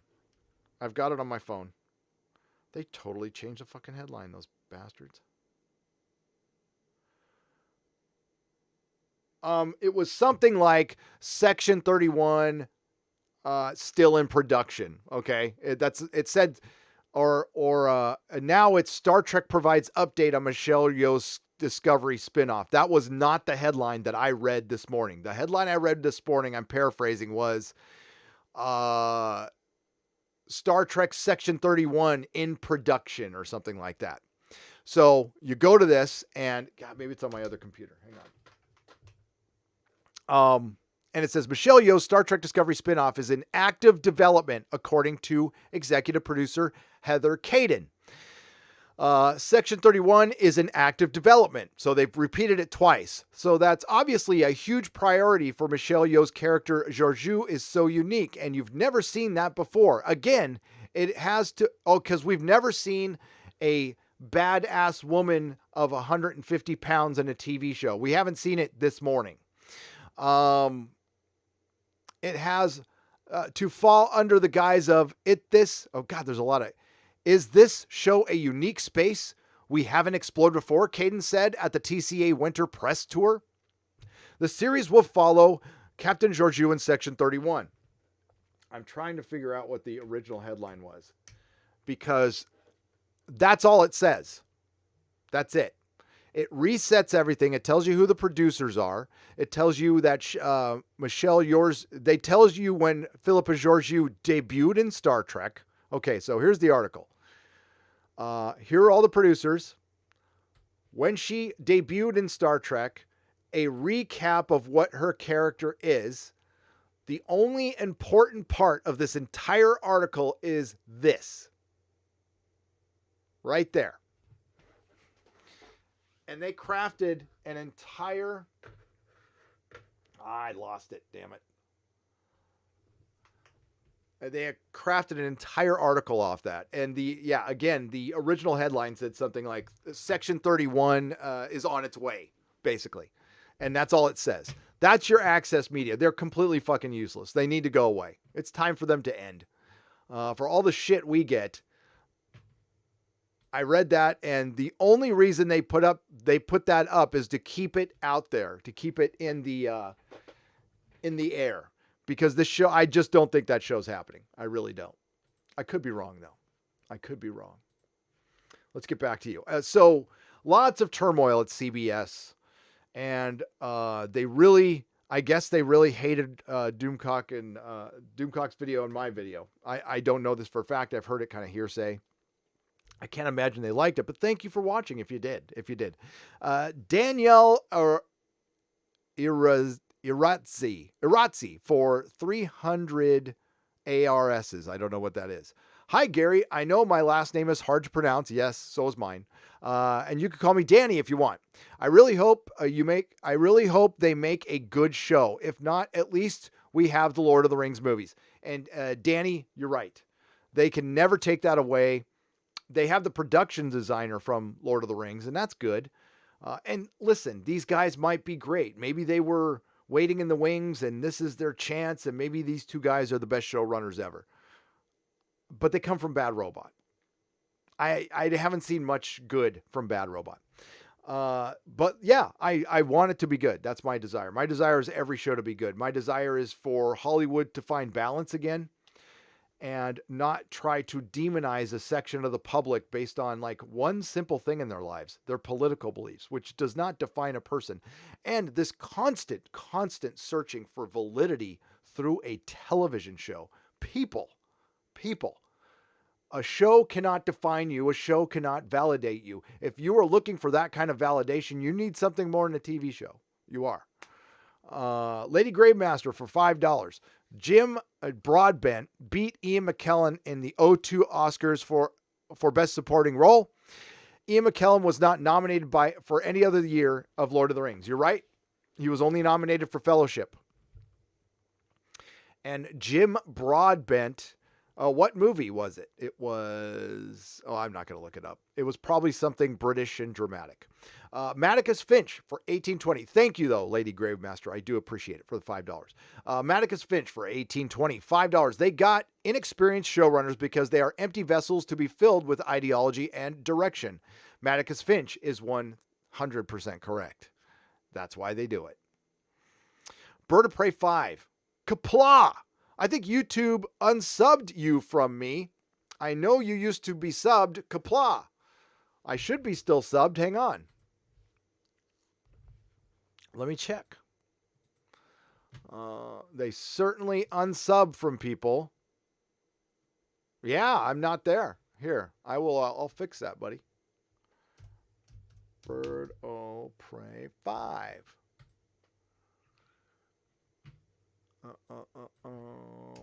Sorry I'm doing this live, folks. I'm just trying to do it quickly. I apologize. Here. Yep. I got unsubbed from a lot of people last month. So, yeah, if you don't think YouTube unsubs people, they do, because I don't unsub from people. Now, listen, maybe there is a possibility I was like on my phone and I did it accidentally, but no, it was not on purpose. Sorry, Bird of Prey 5. There we go. Thank you.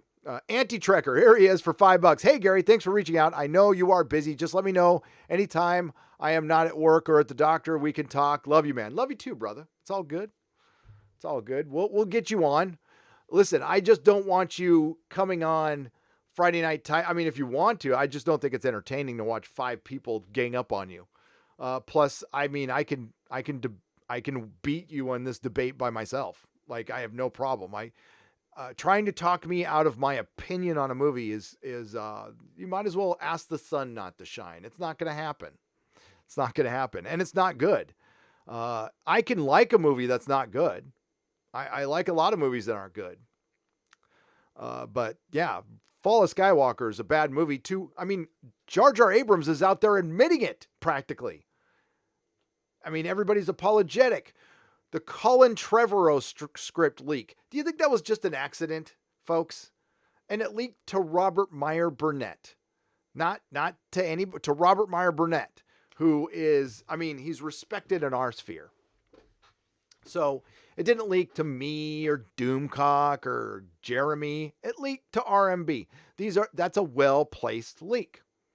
Who it comes from, it's none of my business. Robert Meyer Burnette said on his live stream, don't ask me. I'm not going to tell you. I totally respect that. And I'm going to see him this weekend. Not even going to bring it up.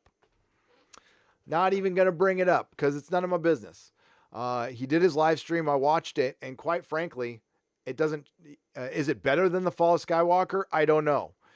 Robert Meyer Burnette made it sound interesting because he was all excited when he read it. And I like that. I like that kind of passion. It sounded better. Would have been executed better on film? I don't know.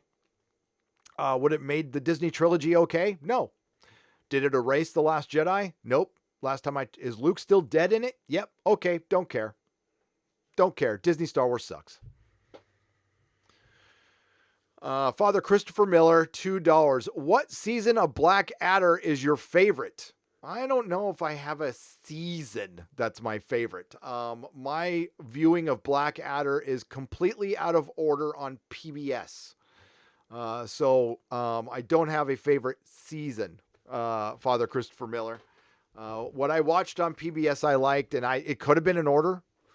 Let me see if I can figure it out. Hang on. Let me look at the seasons of Black Adder.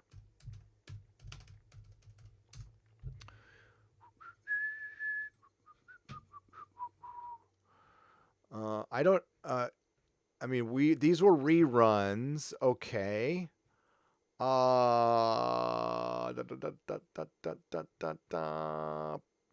I'm guessing, and this is just a guess, because I was 17 when I was watching it, and then I watched it more when I was in my 20s. So, I don't know, 3, maybe? I'll have to watch it again and let you know. But I watched it on PBS. I do not own it, but maybe I should. Ginkgo Yoki, thank you, Father Christopher Miller. And if I cussed, I'm sorry. I apologize. I am a fallible human being, and I know you'll forgive me. Ginkgo Yoki for $5. Phil Dragash did a YouTube series complete with the movie original soundtrack. Did a fantastic job. Of course, the series got struck down by Tolkien estate. That sucks. Is there any place to find it? God damn, the original soundtracks came out. They did this vinyl thing. Hang on. I'll show you real quick. This is the coolest thing to come out in a long time. If I can pull it out. I haven't even taken it out of the plastic yet. Oh shit, there goes an action figure. I got to remember that. That was actually my coat hanger on my TARDIS that fell down. This is it's green vinyl, and it's like a book, and it's the extended soundtrack, and it's awesome. Available on Amazon. By the way, I need to find the link. I have an Amazon influencer page. So anything I recommend on a live stream, I will plop it on that page. It's a reference point. You don't have to buy anything. It's awesome, but you really don't. But it's a reference point for all the shit I talk about. I plop it over there. And Mrs. Nerdrotic set that up for me. So she's awesome. Thank you. But yeah, I'm going to break this open and listen to it very soon.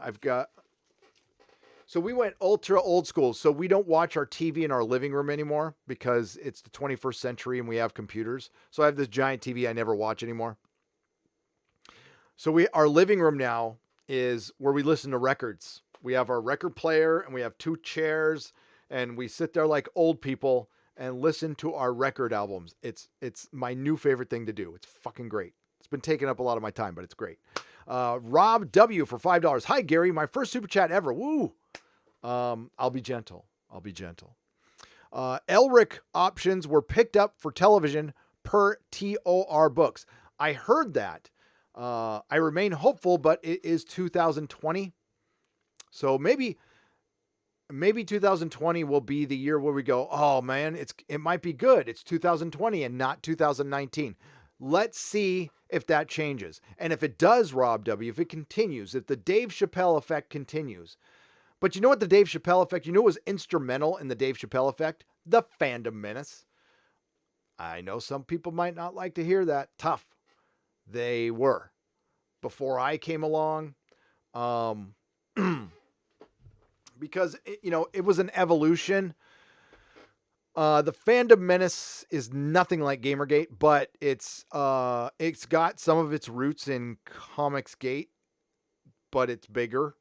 And that's the only reason it's been somewhat successful. And it's also very different. It's more of a pure consumer movement because we can't make TV shows and movies. It's either got to change or we got to walk away and go find something else to do. Where comics, they can affordably make something that's as good or superior in a lot of cases than the big two. 35 Zardos and the message got retracted. Sorry. Maybe I didn't get to it quick enough. I apologize. Miles for 35 Zardos. Gary, check your messenger. You have some major Trek news in there about Section 31 and Kurtzman's future. I will check it right now. Excuse me, I'm going to sip a little bit. Apologies. Oh, God dang it. I hate it when you go to Facebook and it gives you like pictures from 7 years ago of your kid when he was cute. And you just go, oh, I'm not mad at anything anymore. As my kid was so cute. What happened? Now he's just a big thing. He's taller than Mrs. Nerdrotic now. Okay. I of course cannot share this on the screen. I will be reading it to you, folks. I will be reading it to you. Give me a moment. Okay. Hot off the presses. Hot off the presses. From a Star Trek person, we'll say right now. Let me pre-read this first. Make sure I don't blab anything. Okay, basically, Kurtzman does not want to make anything that feels like original Trek, and he now is the problem. Chabon licensed in a lot of things, meaning Chabon had to license some of the Next Generation stuff to bring it in with the bad reboot license that doesn't exist, supposedly, that has something to do with Secret Hideout. So there is, right now, Star Trek is unifying, but prior to that, there were separate licenses for the Kelvin universe and what they call the Prime Timeline, which might be different. According to my source, it is. It is. I mean, I don't know for sure. I'm not there. All I know is it's different. For example, in the short Trek that just came out in the shipyards, why was it Discovery era ships? Why wouldn't you put modern era or ships for that time? That makes no sense unless there is a license. Then it makes all the sense in the world. And if they talk about special effects, dude, I could After Effects you a ship in there myself. Easily. Okay. They mostly been cut out. He was fired. They mostly been cut out when he was fired. And that's Chabon. He also, I'm trying to pre-read this. He also went over budget, and by removing and unlicensing original items, saved a lot of money and trimmed budget. We are back to Kurtzman Picard. So any progress that was made with Michael Chabon to try to un-Kurtzman Star Trek Picard, according to a person, that is gone. And this is Kurtzman's show again. So again, Kurtzman was removed and replaced by Chabon. So that rumor I reported on that people were telling me to retract my video, no, I won't, because I reported on a rumor that Kurtzman was removed, and a week later he was removed and replaced by Chabon. Please tell me how I was wrong. Kurtzman's favor is in the toilet at CBS upper management, and he is not listening and being combative with their input. That's Section 31 being important. And yes, we hear fans want a Pike series, and we want to think about it, and we will think about it as an FU to CBS. He was fired by Redstone personally. My CBS guy says Kurtzman is not listening, and they are fighting with Netflix over stupid shit he said. He is not allowed to do anything now nor produce. He has lost favor with CBS and arguing with them in public statements. Rumor is Aelio had a contract with Moonvis, which is why he has been protecting Kurtzman. There you go. I mean, the person who sends me this stuff, I like a lot. And I just have to say, you got to take that with a grain of salt. And I am not a news source. I am reporting on hearsay and a rumor. That's it. And we'll see what happens. We'll see what happens. I don't put it out of the realm of possibility that they would have to run with what they have right now because they're in the middle of a streaming war. They're trying to keep investors. They're trying to keep, they have stockholders and everything. Streaming is the future for all of these networks. They know they're dead. They know they're dinosaurs. They know network TV is going to go bye-bye someday. Maybe not permanently, but it's not going to be their main source of income. Plus, it's huge. The infrastructure costs billions, and you can reduce infrastructure by going streaming. That still costs a lot of money, but not as much as putting a broadcast television out. And gone will be the days of plastic Barbie dolls and Ken dolls reading news off the teleprompter. Those days will be numbered, and it's going to be jackasses in their rooms talking on webcams. And that's going to be a beautiful thing, quite frankly. That's where I get my news. That's where I get my entertainment news. With apologies to Bird of Prey 5. Those are most of the channels I watch, are all the up and coming channels in the Fandom Menace. I think it's a great group of people, and I watch people outside of the Fandom Menace. Those are the people I trust right now. I don't trust CBR. I don't trust comicbook.com. I don't trust Variety. So Tarantino has also just officially walked. The license still remains in place while Kurtzman is in charge. So as long as Secret Hideout and Kurtzman is in charge of Star Trek, the license remains in place, meaning 25% different. Midnight's Edge has reported on this much more than I have. Please refer to their videos. They are fantastic pieces of work.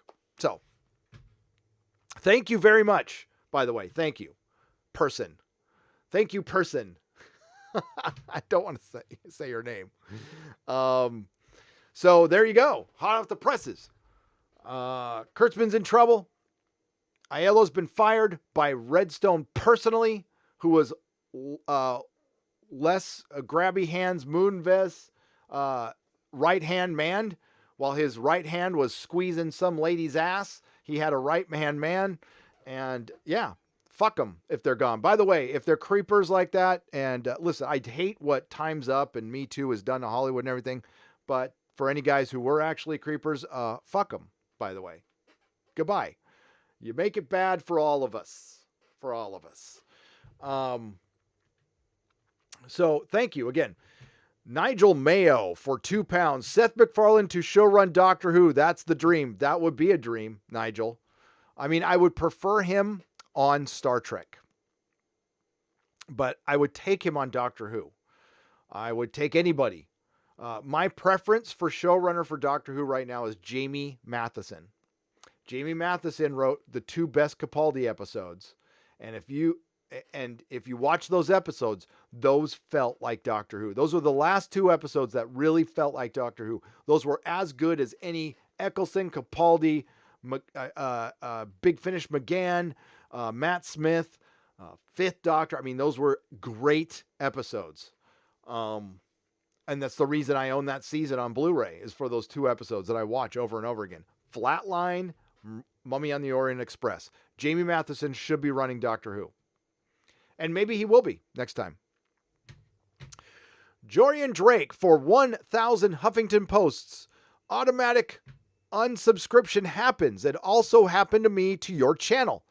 The channel of Yang Yi and also MXR. That's interesting. Yeah, it does. It does. I have been unsubbed from Diversity in Comics. I have been unsubbed from Mecca. I have been unsubbed from Doomcock. I have been unsubbed from Ethan. And I have been unsubbed from Jeremy. Those are channels I watch all the time. That's why I noticed I was unsubbed. I'm like, what? I look down. I'm like, how is there no Mecca video in my feed? She makes 4 videos a day. Oh, I got unsubbed. Yeah, that's what happens. Nicholas Horton for £5. And by the way, thank you to all who have subscribed. Please make sure you are still subscribed. And please support independent content, not just me, your favorite YouTuber. I know a lot of you just watch and don't sub, but it really does help. It really does help in the algorithm to have the subscribers. It just takes a click. And at least for me, I will not spam your feed. I do put out something every day. It's generally a live stream, a video, a live stream, a video, maybe a couple. I live stream a lot, but I don't leave them public. That's why you should subscribe to Nerdrotic Live. You like that segue? My alternate channel where I put all of my live content once it's done. That channel has been growing quite a bit. So we got to 16,000 subs.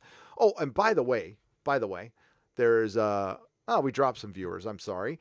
We're still at 2,458. We have 958 likes. We have 2 new members, and I love you guys. But I wanted to flex a little bit. Burnette work. Dude, I like that banner a lot more. I've got to show you a douchey picture that I made too, considering Star Trek. Past 211,000 subs. I have had the craziest last 2 weeks. So this is supposed to be the slow time. And certainly revenue's down a little bit, but whatever. I plan for that shit. The growth has been, is this a collider bump? I don't know what this is. But I thank you. And it looks like another video is going to hit 100,000 subs. Did it in a day with the Doctor Who one, which is pretty awesome. Things are going great. So thank you. I really appreciate it. This is tons of fun. And you have my promise that as hard as I go in on Hollywood and political correctness and stuff, when I see something I like, I will shout it out just as much. That's a promise. I try to shout out The Expanse, Witcher, Umbrella Academy. These are all things I like that came out last year. The Boys, even The Mandalorian. I mean, that's not my favorite. I'll be honest with you. I binged it and I liked it less, and that's saving it for another video. But thank you. Now we got to get to that cheesy picture. Let's see if I can pull this up without doxing people. Un momento, por favor. Oh no, I didn't want that.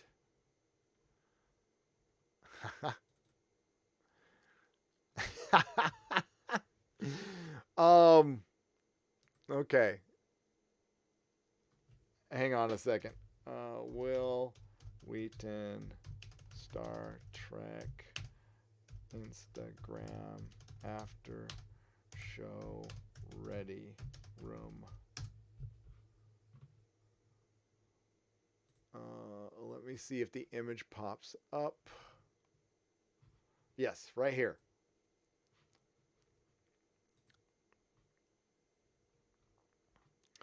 Okay. And we're going to do this. Boop, boop, boop, boop. Hang on. I don't like putting myself on thumbnails. I generally do, unless it's a joke. So here's Will Wheaton's announcement for the Wet Ready Room with his fucking CB. What the fuck picture is that? Pretentious ass.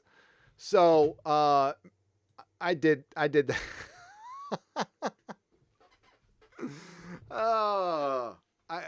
I don't know. I can't look as pretentious as him, but I really tried. I really did try. Fucker. I'm blocked on Twitter by him, by the way.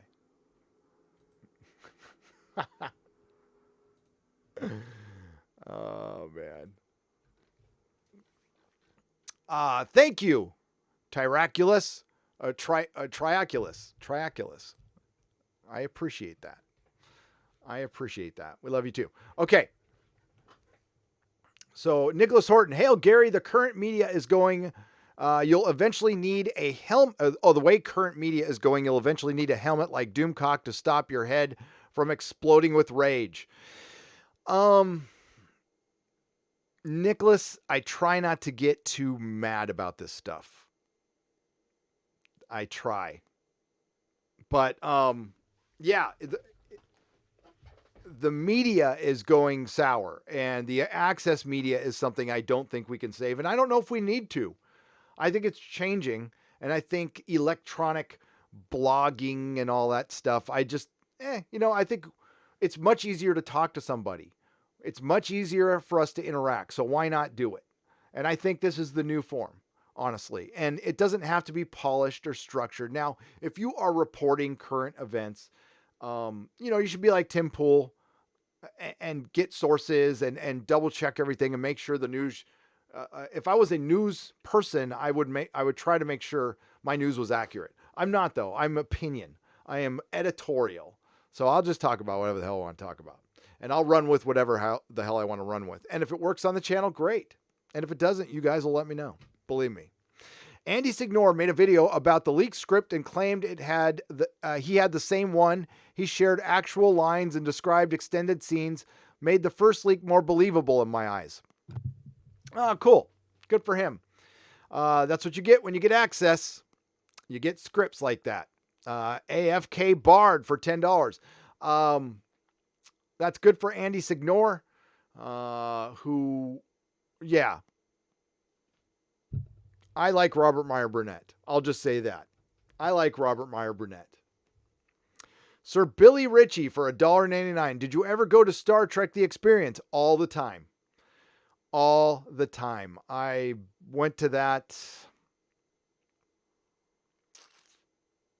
20 times, 25 times, easily. Every time I went to Vegas. In the 90s, I was going to Vegas 4 times a year, 5 times a year. Always went there. Melissa and I went there right before it shut down, which really sucked. And you know why it shut down? Jar Jar Abrams. Bad robot. Peter DeRosa for $14.99. Did you ever... by the way, there is still one sign left.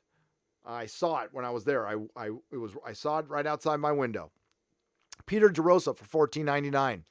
Do you ever think the Silmarillion will ever be done justice on screen? And second question, what is a property IP you would like to see done justice on screen someday that hasn't been done yet? So many things have been done. No, you'll never be able to make the Silmarillion, and that's fine. I don't think it's possible, to be honest with you, and that's fine. I think it just, it's not really complete anyway.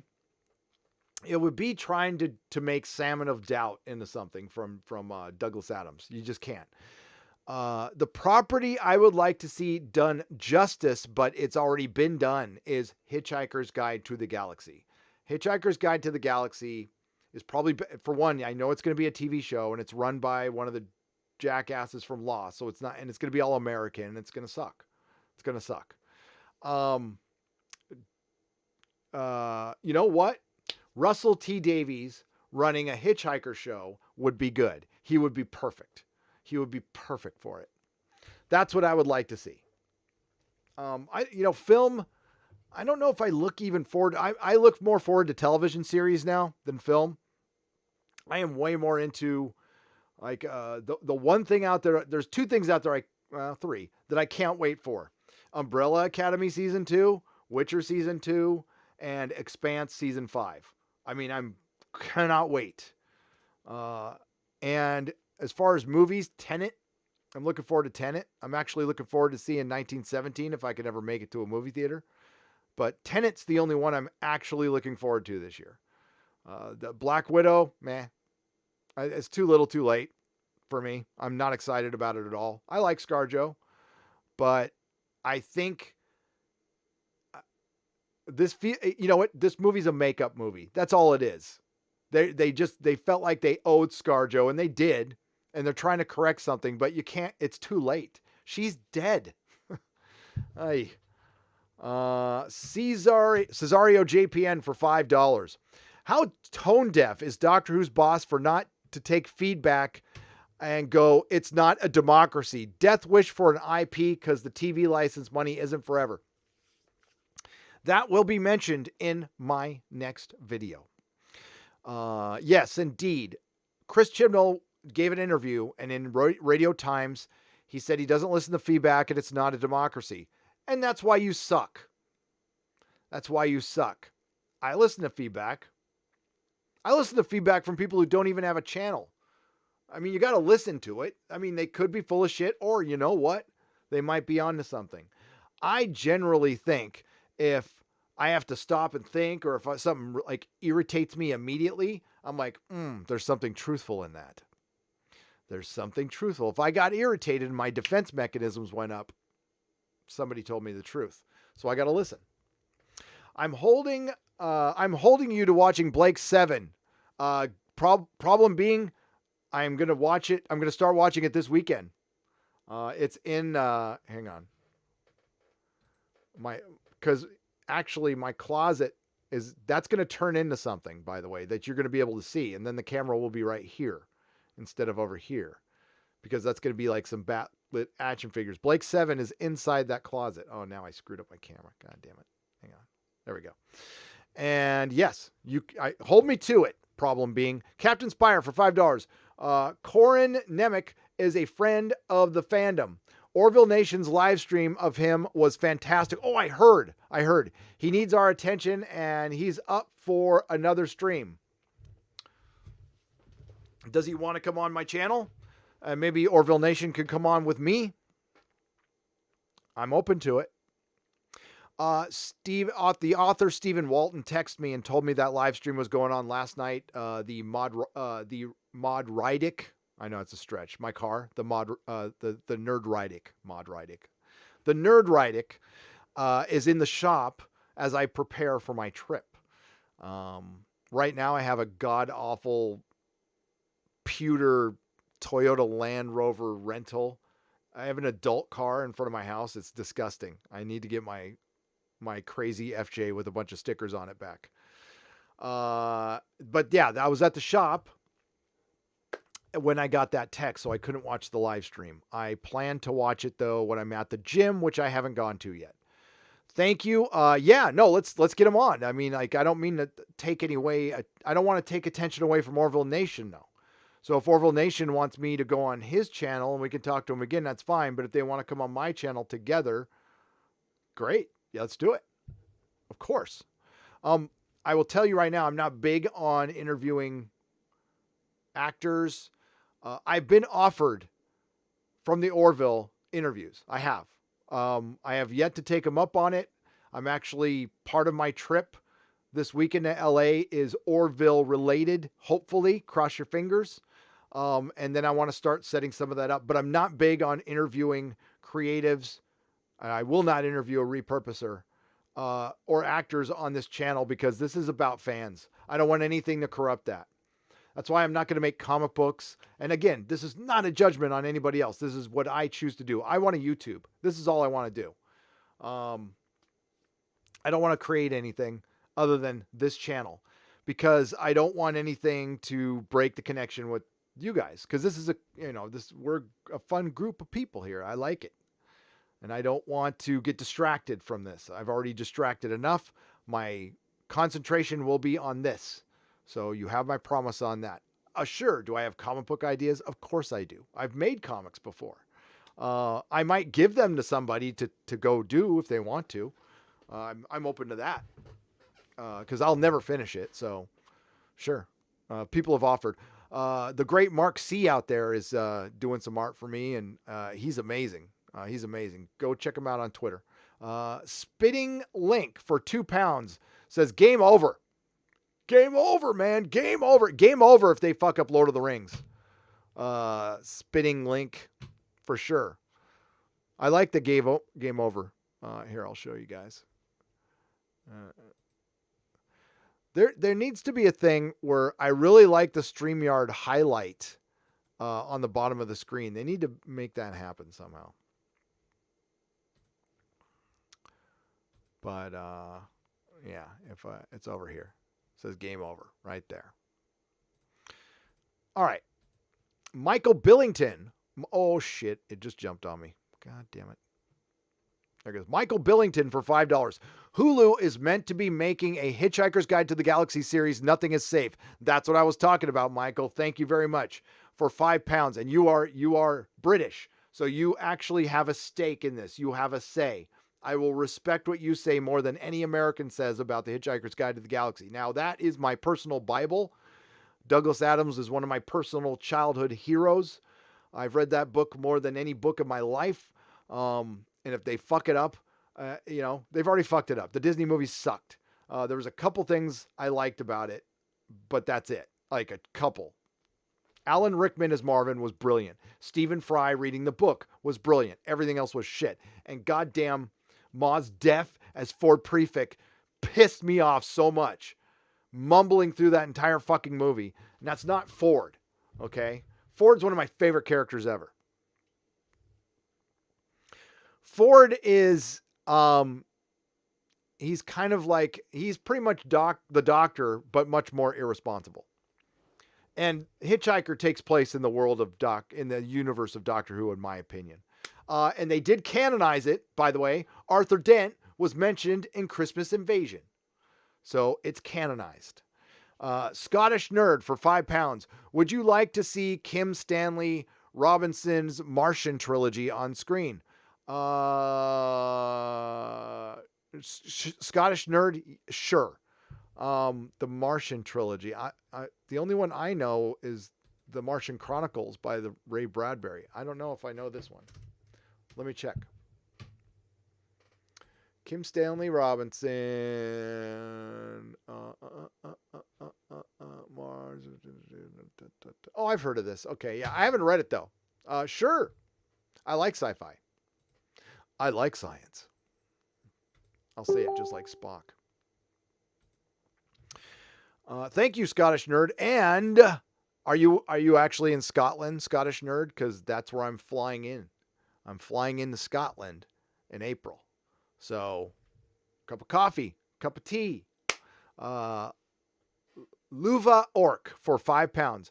If you ever write a book, make sure it cannot be adapted to the screen, or else your art will be shat upon. Luva Orc, yes. If any of you out there, one of you out there is going to create an IP someday, an IP that's popular, don't ever fucking sell it. Make your money, keep your money. You don't need that extra billion or million. You don't. Make sure you write in a poison pill to any contract that if they fuck with your lore, it's done. Yeah, just don't. Thank you. Vestigial Twin Wink for $4.99. Black Widow movie will probably set up her sister as the new Black Widow. Maybe. I think they're going to keep her dead. And this is what pisses me off. I knew this would fucking happen with the goddamn movies. They're going to have to relate them to the comics. So Tony Stark being dead in the films is going to make Tony Stark dead permanently in the comics. I have a complete run of Iron Man up to a certain point. I have a complete run of Captain America. And these things were not supposed to end. That's what was special. And you're not going to pass the mantle. Nobody will ever buy into it. It's never going to fucking work. Comics, you're barely hanging on as it is. I mean, you really need to just go back to basics or you're dead.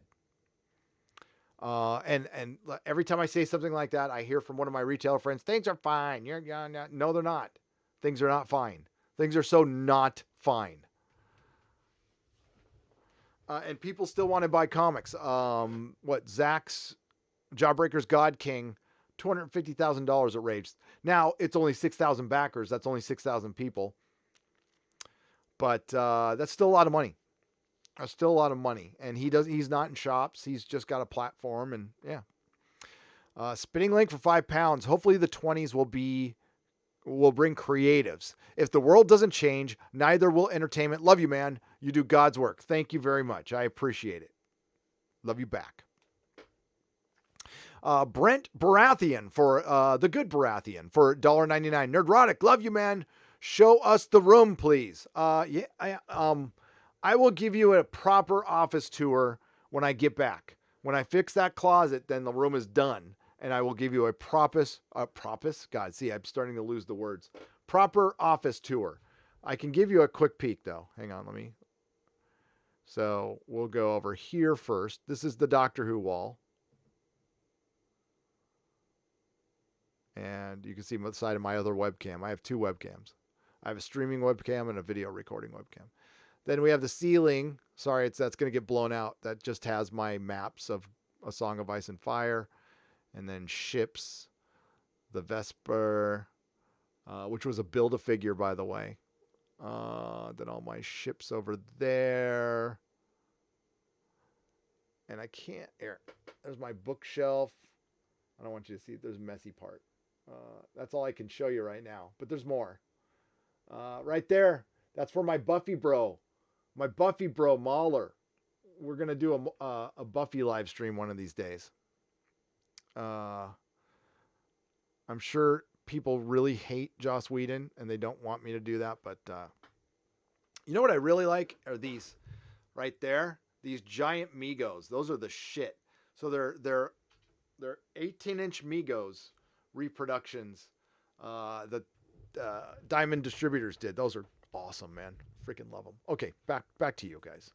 I will give you a proper, like in detail room view sometime soon. DeBrown guy for $2.79 Canadian. Hail Gary, enjoying the stream. Keep it up. Hail. Thank you, DeBrown guy. Thank you for joining. Thank you for being here. Thank you for the super chat. I appreciate you. Stephen Glasker for $4.99. Thanks, Gary. My uncle passed and I have 6.5 more hours to drive to attend funeral tomorrow. Oh, appreciate being able to have you along for the ride. Stephen, it is my honor to be along for the ride. I am sorry. I don't know the situation. It's sad. It's sad. I've lost too many family members. So I will try to keep going. And don't lose the link. I wish I could stay with you on the whole ride, but I can't. But Steven, any bit I can help, I hope I'm getting your mind off things. And props to your uncle, to Uncle Glasker. I don't know if that was his last name, but may he rest in peace. And hey, he got to know you. So that's a cool thing. Brian Snell for $5. What's better, 1980s movies, The Wraith, or The Last Starfighter? The Last Starfighter. Which one is better candidate for a remake? Ugh. The Wraith. I think The Last Starfighter needs to be left alone. I think that's purely an 80s movie that just would not work right now. Honestly, didn't know Americans were big in the Doctor Who. Spit and ink for £2. There is a ton of us who are fucking passionate about Doctor Who. Spitting ink. Let me give you the quick story. Generation X. There's a lot of us who are Anglophiles because of the Public Broadcasting Network, or PBS, Public Broadcasting System. So in the afternoons when I would get home from school, and the same with us latchkey kids, our parents wouldn't be home. We'd get home. We'd have an excessively large bowl of cereal. Some of us would smoke a bowl. Some of us would not. And we'd turn on our television. We'd have like 4 TV shows to choose from. When you're in your teens and your parents didn't have cable, you couldn't watch MTV. You didn't want to watch cartoons anymore. You had PBS. Doctor Who was playing. Black Adder was playing. Monty Python was playing. Faulty Towers was playing. And then on Channel 13 in LA, Benny Hill was on. Watched all that shit all the time. Hitchhiker.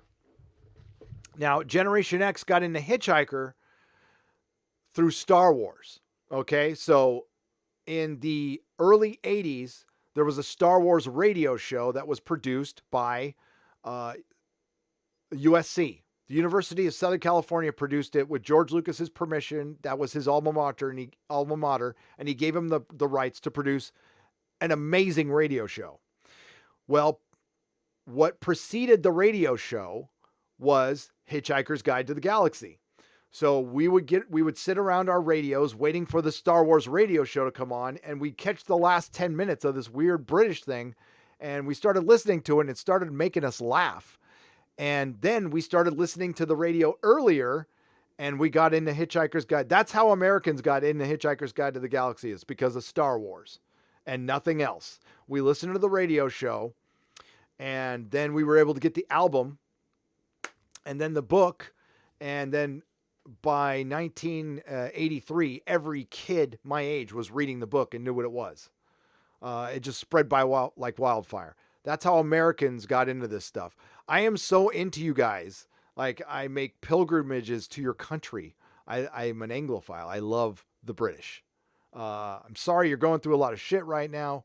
And I'm sorry the BBC, which was the gold standard of television, has turned to shit. And just to let anybody know who's going to accuse me of being alt-right, I've always liked the BBC. Always. Alt-right. For one, there's about 1,000 real alt-right people in the world, and they're mislabeled. They don't exist. Just like the Yahtzees don't exist. I know there's a side of, there's a group of people out there who really want them to, and they do in prisons and stuff like that, but they don't really fucking exist. I've always liked Doctor Who. I've always liked Star Trek. I've always liked Star Wars. I live in California. Do the math. Hitchhikers was my childhood. Don't get fucked. Same here. Thank you for the £2. Brian Snell for $5. What cartoon do you think would make a good live action show? My choice would be Gargoyles. Love your channel. Oh, I don't know how you do that, but Gargoyles is excellent. It's an excellent cartoon. Fucking Star Blazers. Battleship Yamato. Star Blazers. That's I love that shit. That was so good. My other favorite cartoon. I'm old. I like Thundar the Barbarian. I like Thundercats a lot. Thundercats was one of my favorite. Another good cartoon. Oh, I don't know. My favorite show right now, and that I want back dearly, is Venture Brothers. I want Venture Brothers back. But as a kid, I watched a lot of superhero cartoons, so they're all getting made. But I would say, yeah, Star Blazers. Thank you, Matt Adams, for £5. Smooth Jam, California. Lots of Brits today. Probably Doctor Who. Yeah, it's that time of year. I have a really high percentage of Brits subscribing to this channel, so welcome. Again, I will be in your lovely country in 3 months. Smooth Jam, California for £5. You have a complete run of Cap comics, even the old stuff from the 40s. Hot damn, from Captain America. Yes, I do. Very expensive. I had to forego a large portion of my collection to have that. I was really into complete runs. I used to have 250,000 comics. My personal collection is at probably 15,000. But I have a complete run of Ghost Rider. I have a complete run of Amazing Spider-Man. I have a complete run of X-Men. I have a complete run of Iron Man. I have a complete run of Captain America. I have a complete run of Daredevil. I have a complete run of Teen Titans. That's not that hard, but then I have complete runs of like Transmetropolitan and Preacher. I'm into my complete runs. I am. But the Marvel stuff, those were the big hitter. My favorite one is Ghost Rider. It's not even the best written or best drawn. I like Ghost Rider. I have a complete everything with Wolverine in it too. Everything. So appearances, that's a lot. That's a lot, by the way. Now this is up until 2013, and then it shuts down. Done. Everything's done. Oh, Avengers. I have a complete run of the Avengers. I had a complete run of the Fantastic Four, but that's part of the thing I had to give up to get the complete run of Cap. I kind of wish I could have that back, but I got the Golden Age Cap, so it's cool. I have Batman #1, but I don't have a Detective Comics 27. But I have a Batman #1. Scottish Nerd. Yes, I am. Worth a read. We were where we could be heading. I'm going to be at the Wales Comic Con. So we're going to fly into Scotland and take the train, according to Mrs. Nerdrotic.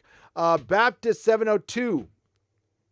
I still owe you some super chat reads that I will get to on a square up. I did find them, but I didn't think to bring them up now, so I'm sorry. So I got your email.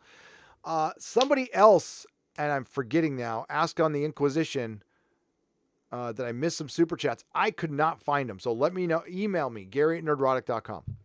Hollywood and SJWs better prepare for a serious fight from the fans if they fuck with Lord of the Rings. I would hurt somebody if they touch Gandalf. I'm right there with you. I will lead that charge. I will be with you. I don't need to lead it. I'll be with you. So thank you, Scottish Nerd, and thank you, Baptist 702. I'm right there with you.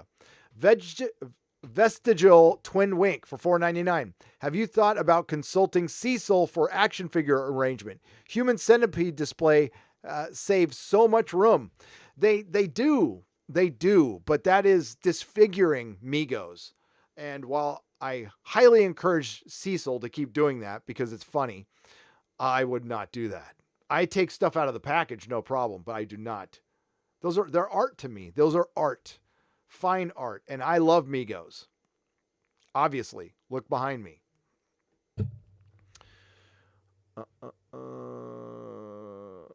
Joe Harney for $10. Great work off. Thank you. Great work off topic. Can you tell the fans about J. Michael Straczynski's Babylon 5? Hopefully Disney and JJ don't do a reboot. P.S. I have tinnitus and your voice helps me through the day. Thanks. Oh, well, I'm sorry about the tinnitus and I'm glad. I'm sorry. My voice is starting to go a little bit because I've been talking a lot. Sorry. Hang on.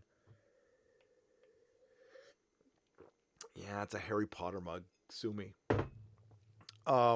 Thank you, Joe. Babylon 5 will not get fucked with because it's in a bit of a rate. It's in an IP black hole where the people who own it are mad at Michael Straczynski, so they're sitting on it out of spite.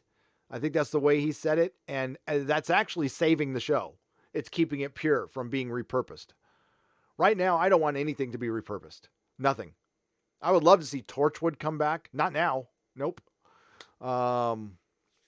Destiny Captain for $4.99. Don't know about California, Gary, but in Texas, I found Hitchhiker through PBS. Yes. So Hitchhiker was on PBS Radio, Destiny Captain. That's where, I'm sorry I didn't mention that. So the Star Wars radio show was on PBS Radio, and it was preceded by Hitchhiker. NPR, National Public Radio, but it was called PBS Radio back in the day. Your $5 super chat did not appear. Yeah, it did. Hollywood and SJWs better prepare for serious fight from fans if they fuck with Lord of the Rings. That one? Is there a different one? Baptist 702, let me know. Let me look up and see if I missed any.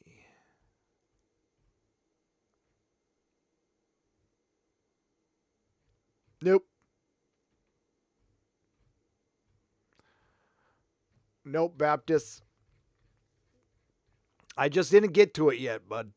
So, Richard Duende, if I said that right, Duende, for $5. The best female doctor was Joanna Lumley from Curse of the Fatal Death. Yep. She is the best. Yeah. And she did the first thing any normal dude would do if he turned into a woman. Grabbed her boobs. That's what he would have done. She would have done. He would have done. Gary, watch Space Battleship Yamato 21.99 and 22.02 anime. I still need to watch those, Trevor. You're right. Thank you. Trevor RN for 2 Canadian pesos. I will. Best female doctor, Joanna Lumley. You got my word. I agree with that. Art of the Hero with Mike S. Miller. What's up, Mike? For $5. We're drawing Thundercats on Drawn and Quartered tonight. BlacklistUniverse.com, 7 Pacific. Hope you are doing great, Gary. I am doing fantastic, Mike. I hope you are doing well, too. I saw you on Ideas of Ice and Fire. His channel, some Game of Thrones stuff, some Song of Ice and Fire shit. I love that shit. You know that. So Mike S. Miller draws the Game of Thrones, does covers, does the Duncan Egg books. If you are a George R. R. Martin fan, as a matter of fact, I have, here we go. Mike, I'm sure you recognize some of this. I got to get to my camera. I just pulled this out of my storage. So I have every variant cover, everything. The Game of Thrones comics are fantastic. Good stuff. Art like that is dope. This is Alex Ross, whatever. Whatever. Yep. So this is this is the first one. It's just Game of Thrones. It's good shit. I always have comics near me. I do. Jay McKendry for $20. Hail, Gary. Love all you do, sir. Are you familiar with Who North American here in Indiana? Lots of Doctor Who merch, old and new. Well, let's ignore the newest, shall we?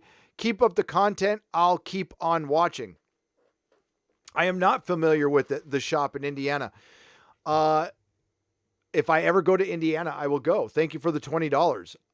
My next shop, I was seriously considering doing just a Doctor Who shop up here. And it was going to be called Impossible Things. And I still might. But that's what it was going to be called. It was going to have big old...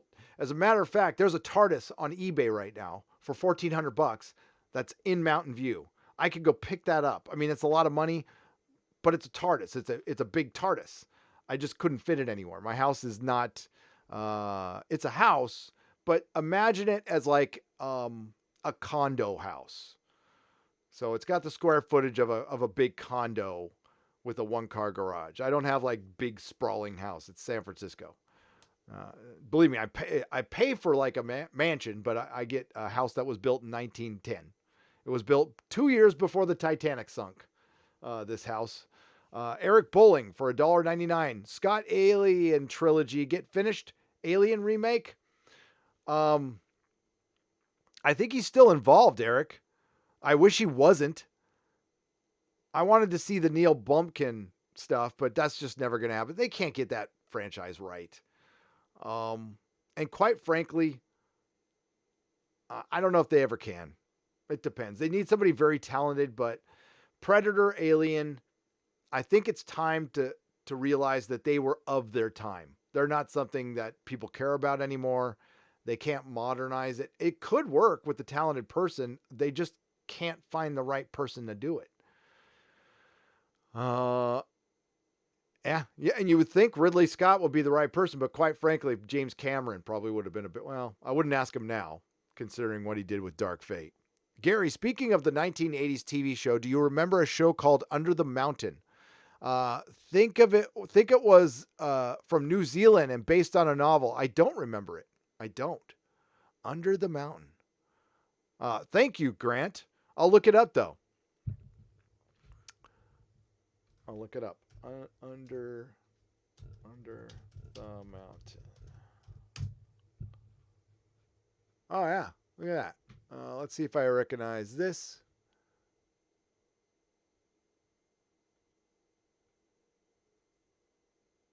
Was this the 80s or was it this is new.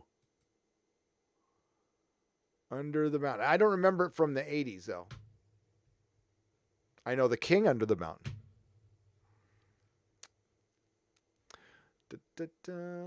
Okay. All right. So Grant, thank you, Eric. Thank you, Jay. Good to see you, Mike. All right. Let's get to the chat a little bit here.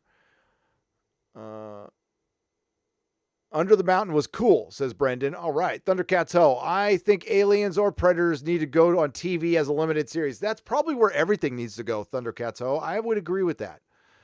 I would love for them to take another shot at the Dark Horse comics, but take them seriously. And screw the humans.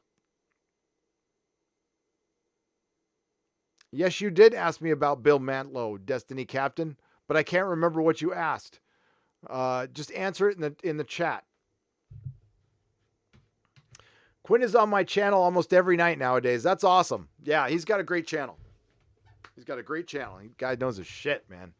But yeah, I like him. He's very good. Tell him I said hi. He probably doesn't know who I am, but tell him I'm a subscriber and I like it. Just answer in the chat, Destiny Captain. What were you talking about, Bill Mantlo? Any SJWs who fuck with Lord of the Rings will have their fingers bitten off and be cast into the fires of Mount Doom, says Iron Duke 0775. Yes, so it shall be written, so it shall be done for $4.99. Jeff McKelvey, what is up, my man? Jeff McKelvey says, dude, sorry for the long hiatus. I just got done catching up with the Christmas sales. Knee deep in 7-foot Enterprise now. Nice.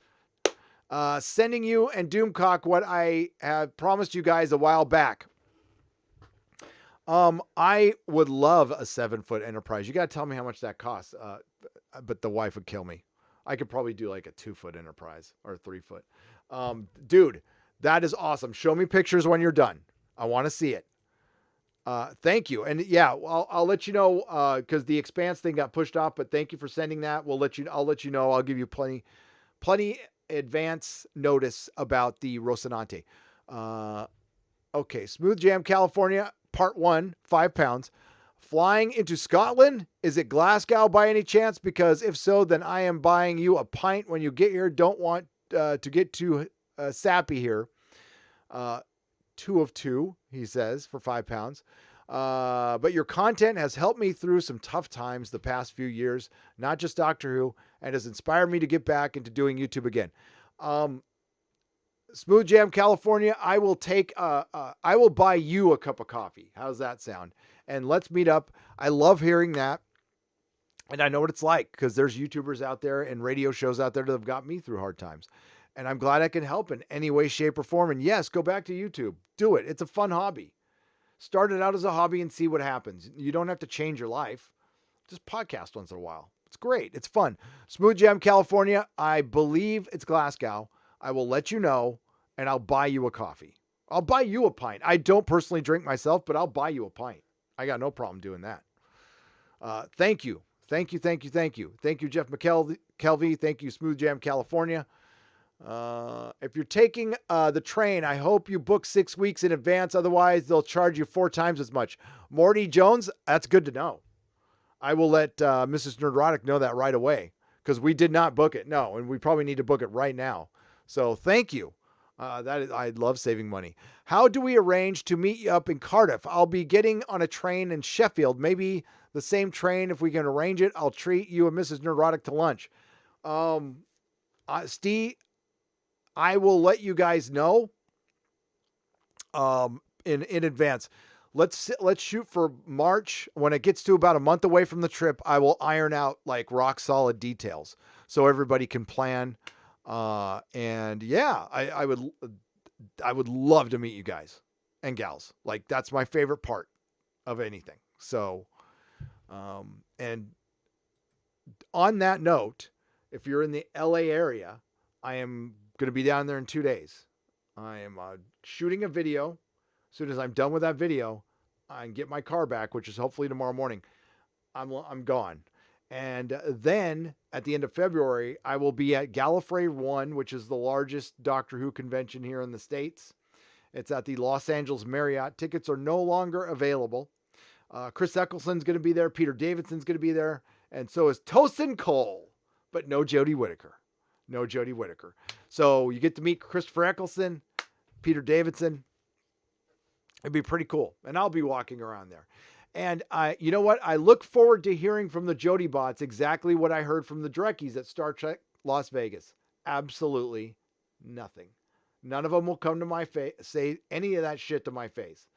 So I'm not worried about a thing. Not worried about a thing, because every little thing gonna be all right. Pansexuals are attracted to Spanish beard. Is my beard Spanish? Don't assume the race of my beard, John. I'm just kidding. My beard is Puerto Rican. No problem, Gary. I'm photographing and filming my 7-foot Enterprise project. If you care to check it out on Instagram at 3D Trekker. Oh, you got an Instagram. Good. Also working on Galactica. If you're still interested, I am. I want it. I definitely want it. Make it happen. I'll send you money. I want it. I want it. Did I tell you which one? If you're working on, like, whatever, just finish it and I'll pay for it. Okay. Train video. Oh, hell yeah. There'll be Astasia. There will be a train video. I guarantee it. I guarantee it. There's going to be a car video when I'm taking 101. So I'm going to do a live stream on Nerdrotic Live from Pismo Beach. Seeing that you'll be in the UK in April, will you come anywhere near Birmingham or Wolverhampton? I got to know where they are. Birmingham, I don't know. I know where that is. Maybe. Nicholas Horton, for you, I might make a trip to Birmingham. You've been around a long time, my friend. I think that we can make that happen. When I go there, I have to go to London. I have to go to Stonehenge. And then I want to go to Cardiff and look at the derelict Doctor Who experience, which will make me sad. All right, everybody, I'm going to call this one a day. I have to go make a video. It is 1:09 p.m. So this one went pretty long, 2.5 hours. That's how they are. So again, the Nerdrotic Nooner is back, ladies and gentlemen. Monday, Wednesday, no matter where I am, 10:30 a.m. Pacific time, they will be coming. I will be on the road, but all the live streams are still in play. I'm still doing the Inquisition. I'm still going to be live for Doctor Who. And I'm still doing Friday Night Tights. I'll just be in SoCal and have a better internet connection for StreamYard. So I will not color my beard. The Tick. We love The Tick. I didn't see a second one from Lady Gravemaster. Christy, I'll check real quick. Maybe it jumped on me before I go. Checking.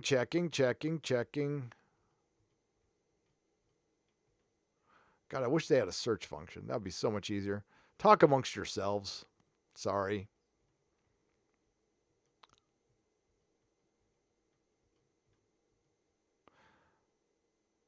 Okay, for $2. Iris, also check out Dan Vask metal cover Witcher. Iris, also check out Dan Vask's metal cover Witcher.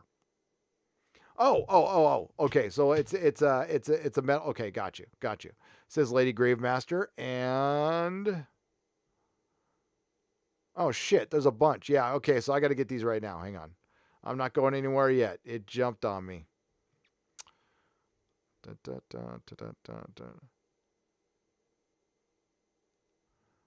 Okay. Merrick Kodzeljit for I said that. I totally screwed that up. It's KOLDZIJAK. PLN 25 PLNs. What did you think of Edge of Tomorrow? I can't wait for the second movie. Manga is great too. I loved Edge of Tomorrow. I thought it was great. I can't wait for the second movie either. Kevin Willis for $2. How do you feel about Dave Sims' Cerebus? I loved it. I did too. It was like watching somebody go insane through his comic book. It was very, very good. Okay. And Lady Gravemaster. So I got your first one. I'm just checking to make sure I did, because I know you. Okay. And Jim Broadbent. Okay. So I got your second one. Thank you, Christy. Look at her doing her job. Now, if I did miss anybody, I owe Baptist 702 2 super chats. They will be done on Wednesday because I do have to get going because my car just called. But let me check.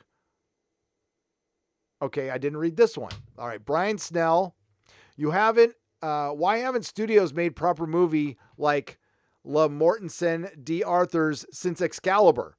Why haven't they made a proper movie like Le Mortensen de Arthur since Excalibur? I don't know. But Excalibur is wonderful and we could just rewatch it. Hashtag Solo Lost Money. Cosmonaut. What is this? Cosmon for UETT. I'm just going to say Cos for £5.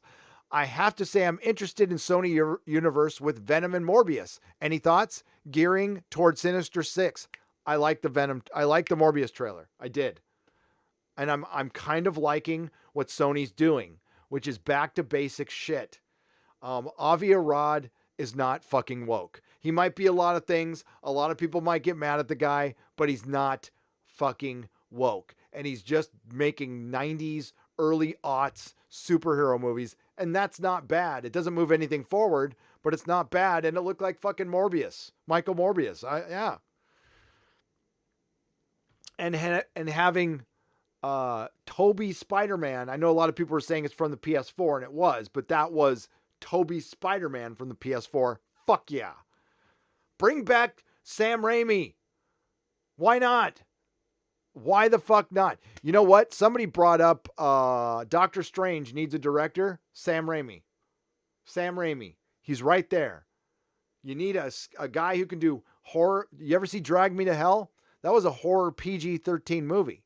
Sam fucking Raimi should be doing Doctor Strange. Make it happen, Marvel. Make it happen. Then that will be probably my favorite comic book movie ever. Brody 36. No, a bunch jumped on me, so I'm sorry you had to pay for that. Did you get my last super chat for Canadian $2? So now I got to look for that too.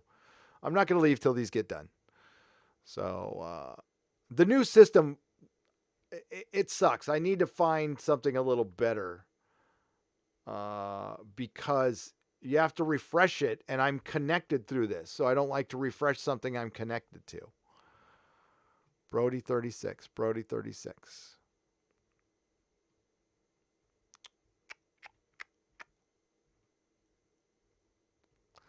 There he is. Come to Fan Expo Toronto. Toronto. I sent an email. When is it? I'm doing a lot of traveling this year, Brody. I don't know if I can make Toronto. Let me check the email real quick. I really need a producer. Folks, I am officially hiring. Okay? I need a producer and I need an assistant. I prefer you were local. It's not a full-time gig. You will get paid. This will be on the up and up. It'll be 1099 though. It'll be a 1099. So you'll be a contractor. I need help with answering emails, answering messages, and I need help producing content so we can build up the streaming.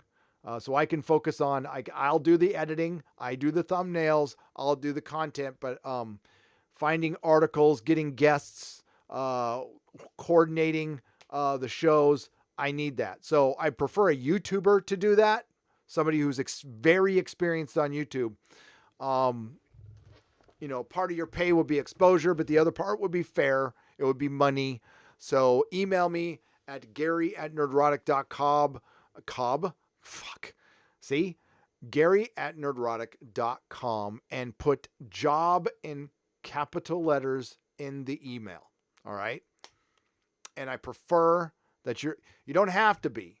You don't have to be local. Well, the assistant probably has to be local. I need to be able to talk to that person, but maybe we can work with it. As far as the producer, you don't. You don't. You can be anywhere, but you got to be able to work on West Coast time zone. And you kind of got to have to be at my beck and call. So send me an email about the job. If you're serious, we'll talk. Okay? Because it's time. I need freaking help. God damn it. All right. So Fan Expo. Okay, Brody, I see it.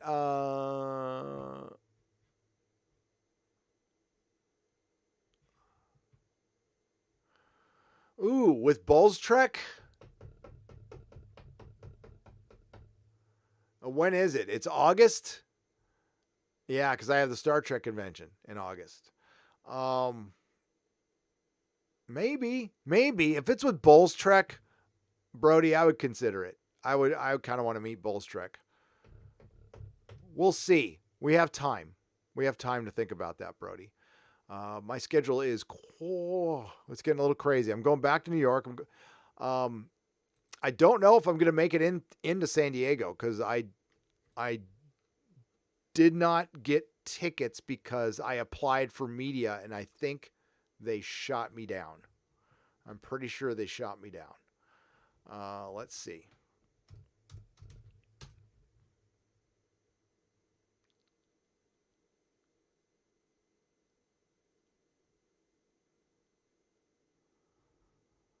I'm checking right now, live on the air. San Diego Comic Con Press.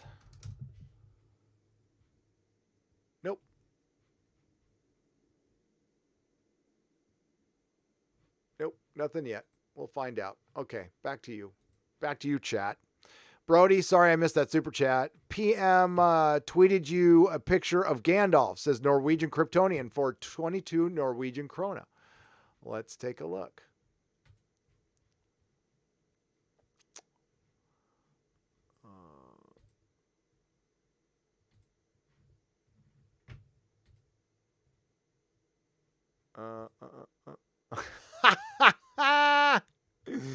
Oh my God.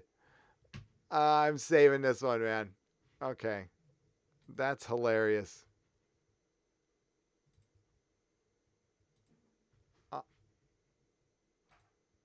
What the hell? Come on.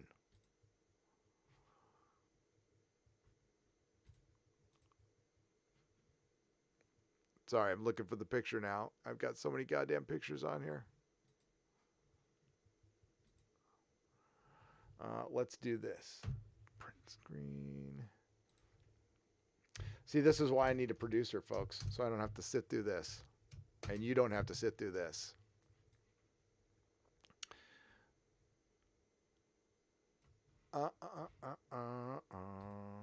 Let's see if I can window capture this one. There we go. There you go. That's what they'll do. Yeah. We'll keep those out. That should almost be the thumbnail for this. Norwegian Kryptonian, I think I'm going to do that. I think that's going to turn into the thumbnail for this. That'll trigger a few people. Okay. Capture Renegade for £2. I hope Toronto works with Shatner before it's too late. I hope so too. I hope so too. Or I'm sorry, Toronto. I hope Tarantino works with Shatner before it's too late.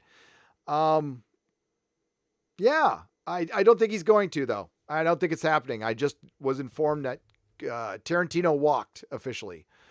Sir Billy Ritchie for $1.99. They need Richard Ayoade as the Doctor. I would be okay with that. Cracklin, $9.99. Recorded audio for my video for my channel about how to fix Star Wars Cinematic Universe, then played Fallen Order, and its plot is essential, the same as my idea. So what now? Go to something else. I don't know. But you're awesome, Cracklin. Thank you. Zabe for $2.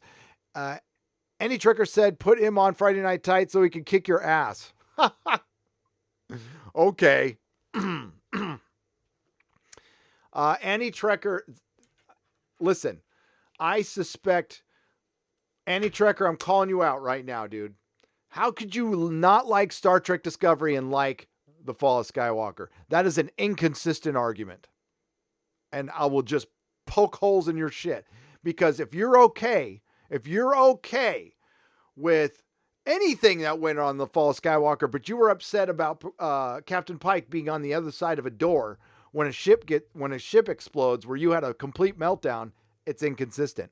And all I'll say is on the side of the medication, it says it affects your judgment.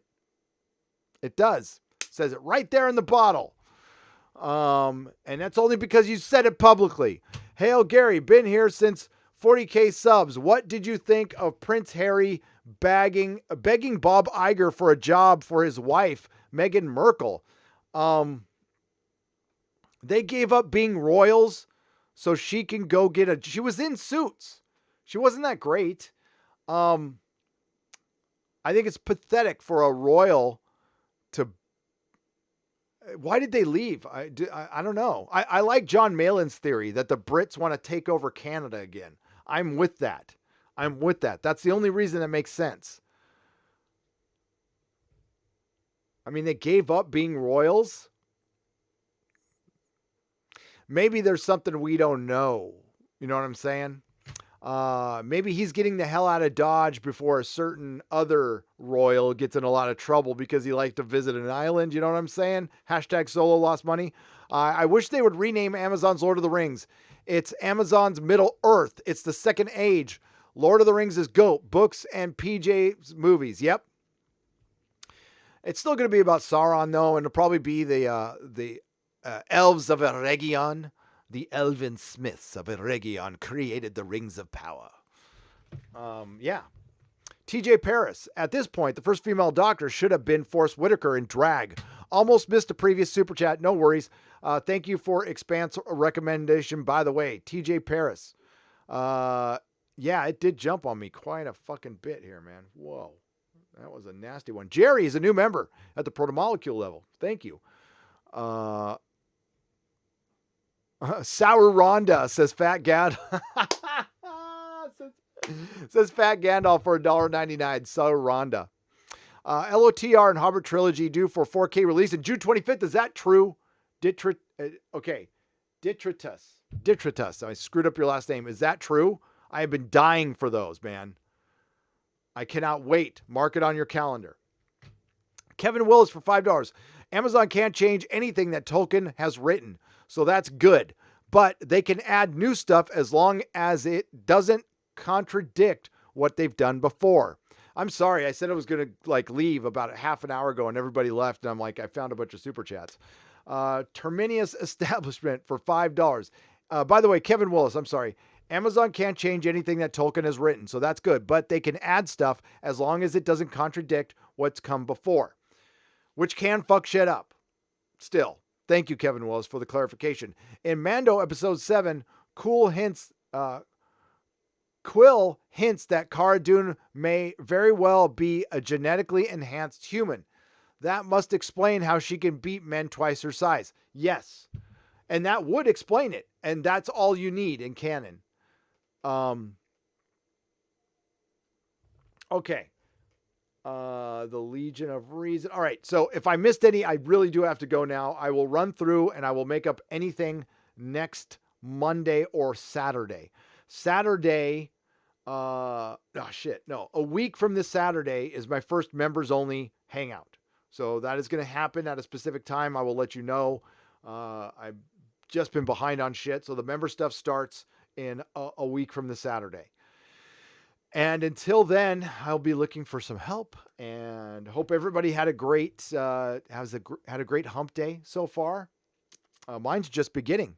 I've got many things to do. So look out for 1, possibly 2 videos once the voice recovers in about an hour. And I thank you all for joining me. Thank you to the Nerdrotics. And do remember that not all who wander are, well, wait, hang on a second. Oh, okay. Not all who wander are lost. And goodbye.